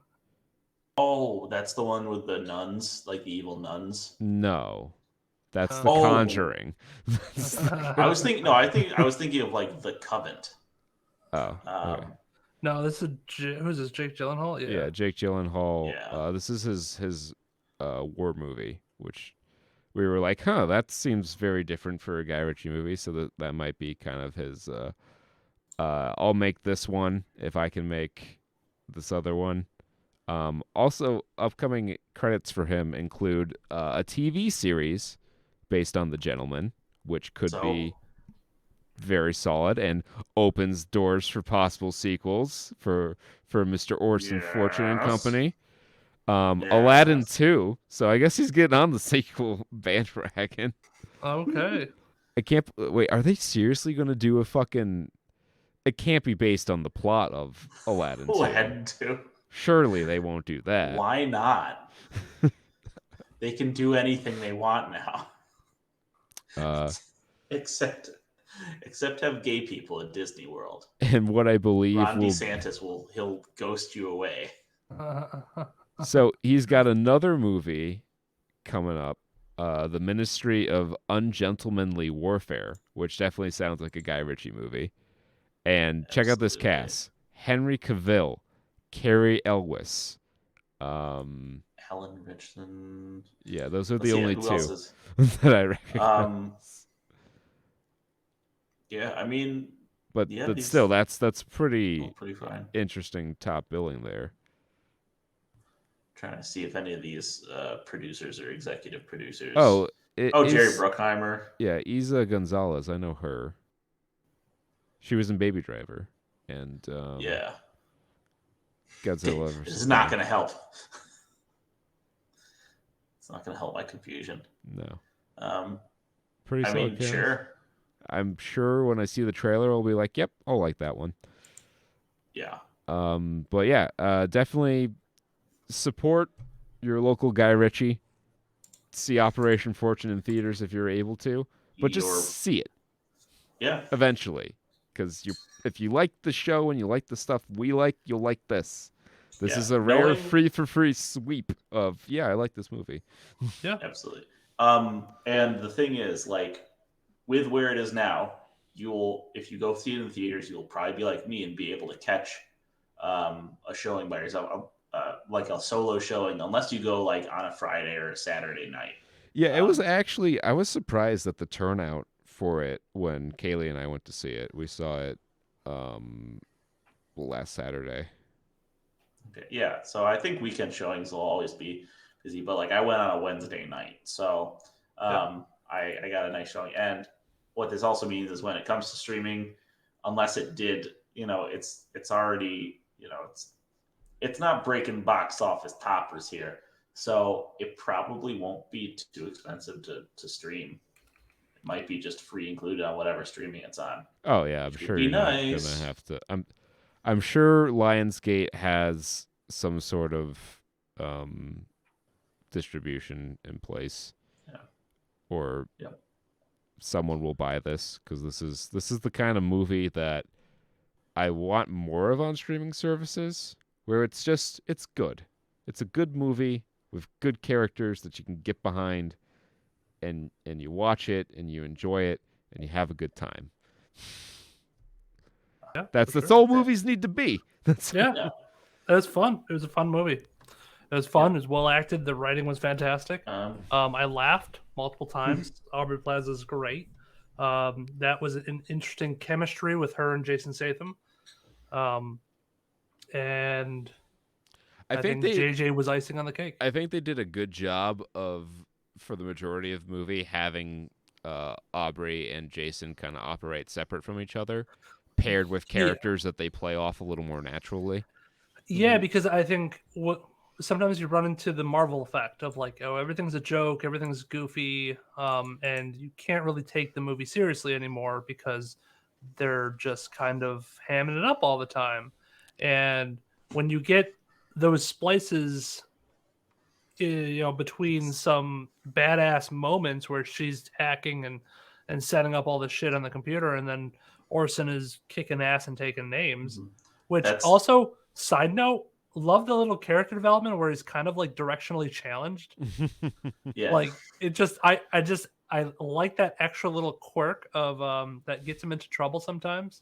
And it was just done just enough to where I'm like, that's neat. Yeah. Yeah. It's that thing, and it's those scenes where they're undercover that again, that's part of why I was like, this is kind of like those are the things I liked in Burn Notice. When Burn Notice was at its best, right? It had those unique characters, and it had those tense moments where someone is in deep cover and they're about to have their cover blown. They're about to get made, yeah. And they need to get the fuck out of there in like 5 minutes. Yeah. And then they do, and you're like, holy shit, these guys are so good. They fucking slipped out right under the rug. They're so cool. Yeah. Also, he's so cool. Another thing, Marvel, take notes. This is how you like have witty repartee without it devolving into a nonstop stream of quips. Yeah. Like when he's fighting the Asian operative from Mike's crew on the boat, like they had jokes in there and they were funny and they were contextual and they weren't just like quips where they cut to the camera and mug for a little bit there. Right. And it was also it's a payoff for a running joke, because the whole point of like those jokes were that he had to bribe he was bribing Vincent, the operative there. Yeah. And Carrie's trying to like, don't bribe him too much. We have a budget. Because he's like, that's half his character in this movie is like, I need to balance the sheets. Please don't fucking. All right, James Bond, don't fucking buy out the entire fundraiser. I like that little element of realism in like these movies that oftentimes just don't take anything serious, and like you just have full range of whatever. And for the most part, this movie does, but I just like that little added zest that budgets exist. Mm-hmm. And he's like spent like the annual operating budget for their department on wine. Yeah. And the fucking, it's always contrasted with like, he's eating like fancy stuff all the time. Yeah. He's like always dining on some like pretty like artisanal plate. I think that's just how Cary Elwes lives his life, though. Yeah. I would like to believe so. It also kind of gives me Brad Pitt energy from Oceans. Yeah, a little bit. He's always like Rusty's just always munching on something. What is Cary Elwes if not the British Brad Pitt? Yeah, that's absolutely a good point. Right on. That's a really good point. Yeah. All right, I think that'll wrap it up for. Yep. One more thing. Oscars happened. People got awards. Oh shit! Yeah. Yeah. Renaissance, and Brendan Fraser. We everything everywhere all at once. Got every award everywhere all at once. Predicted they won the greatest Oscar indicator award out there, and that is the Studley. Yep. Picked up a couple of those. True. So very cool. And we won the Oscar for most tuned in podcast because we reviewed the most Oscar winners of by proxy. It's transmutative. Transitive. Who knows? We're not alchemists over here. Transubstantiative. All right, I think that will in fact do it, and we'll sign off here on episode 358 of the Saturn Studs Podcast. Join us next week for, I don't know, probably Shazam. And until next time, I think every time, like for the past 3 weeks, every time I've said we're doing X movie next week, we've done something completely different. So we'll see if that tradition continues. But until next time, that's our hook. That's the comeback. Yeah, it's our mic hook. But until next time, be well, stay safe, and party like it's 1995. Peace. Bye-bye.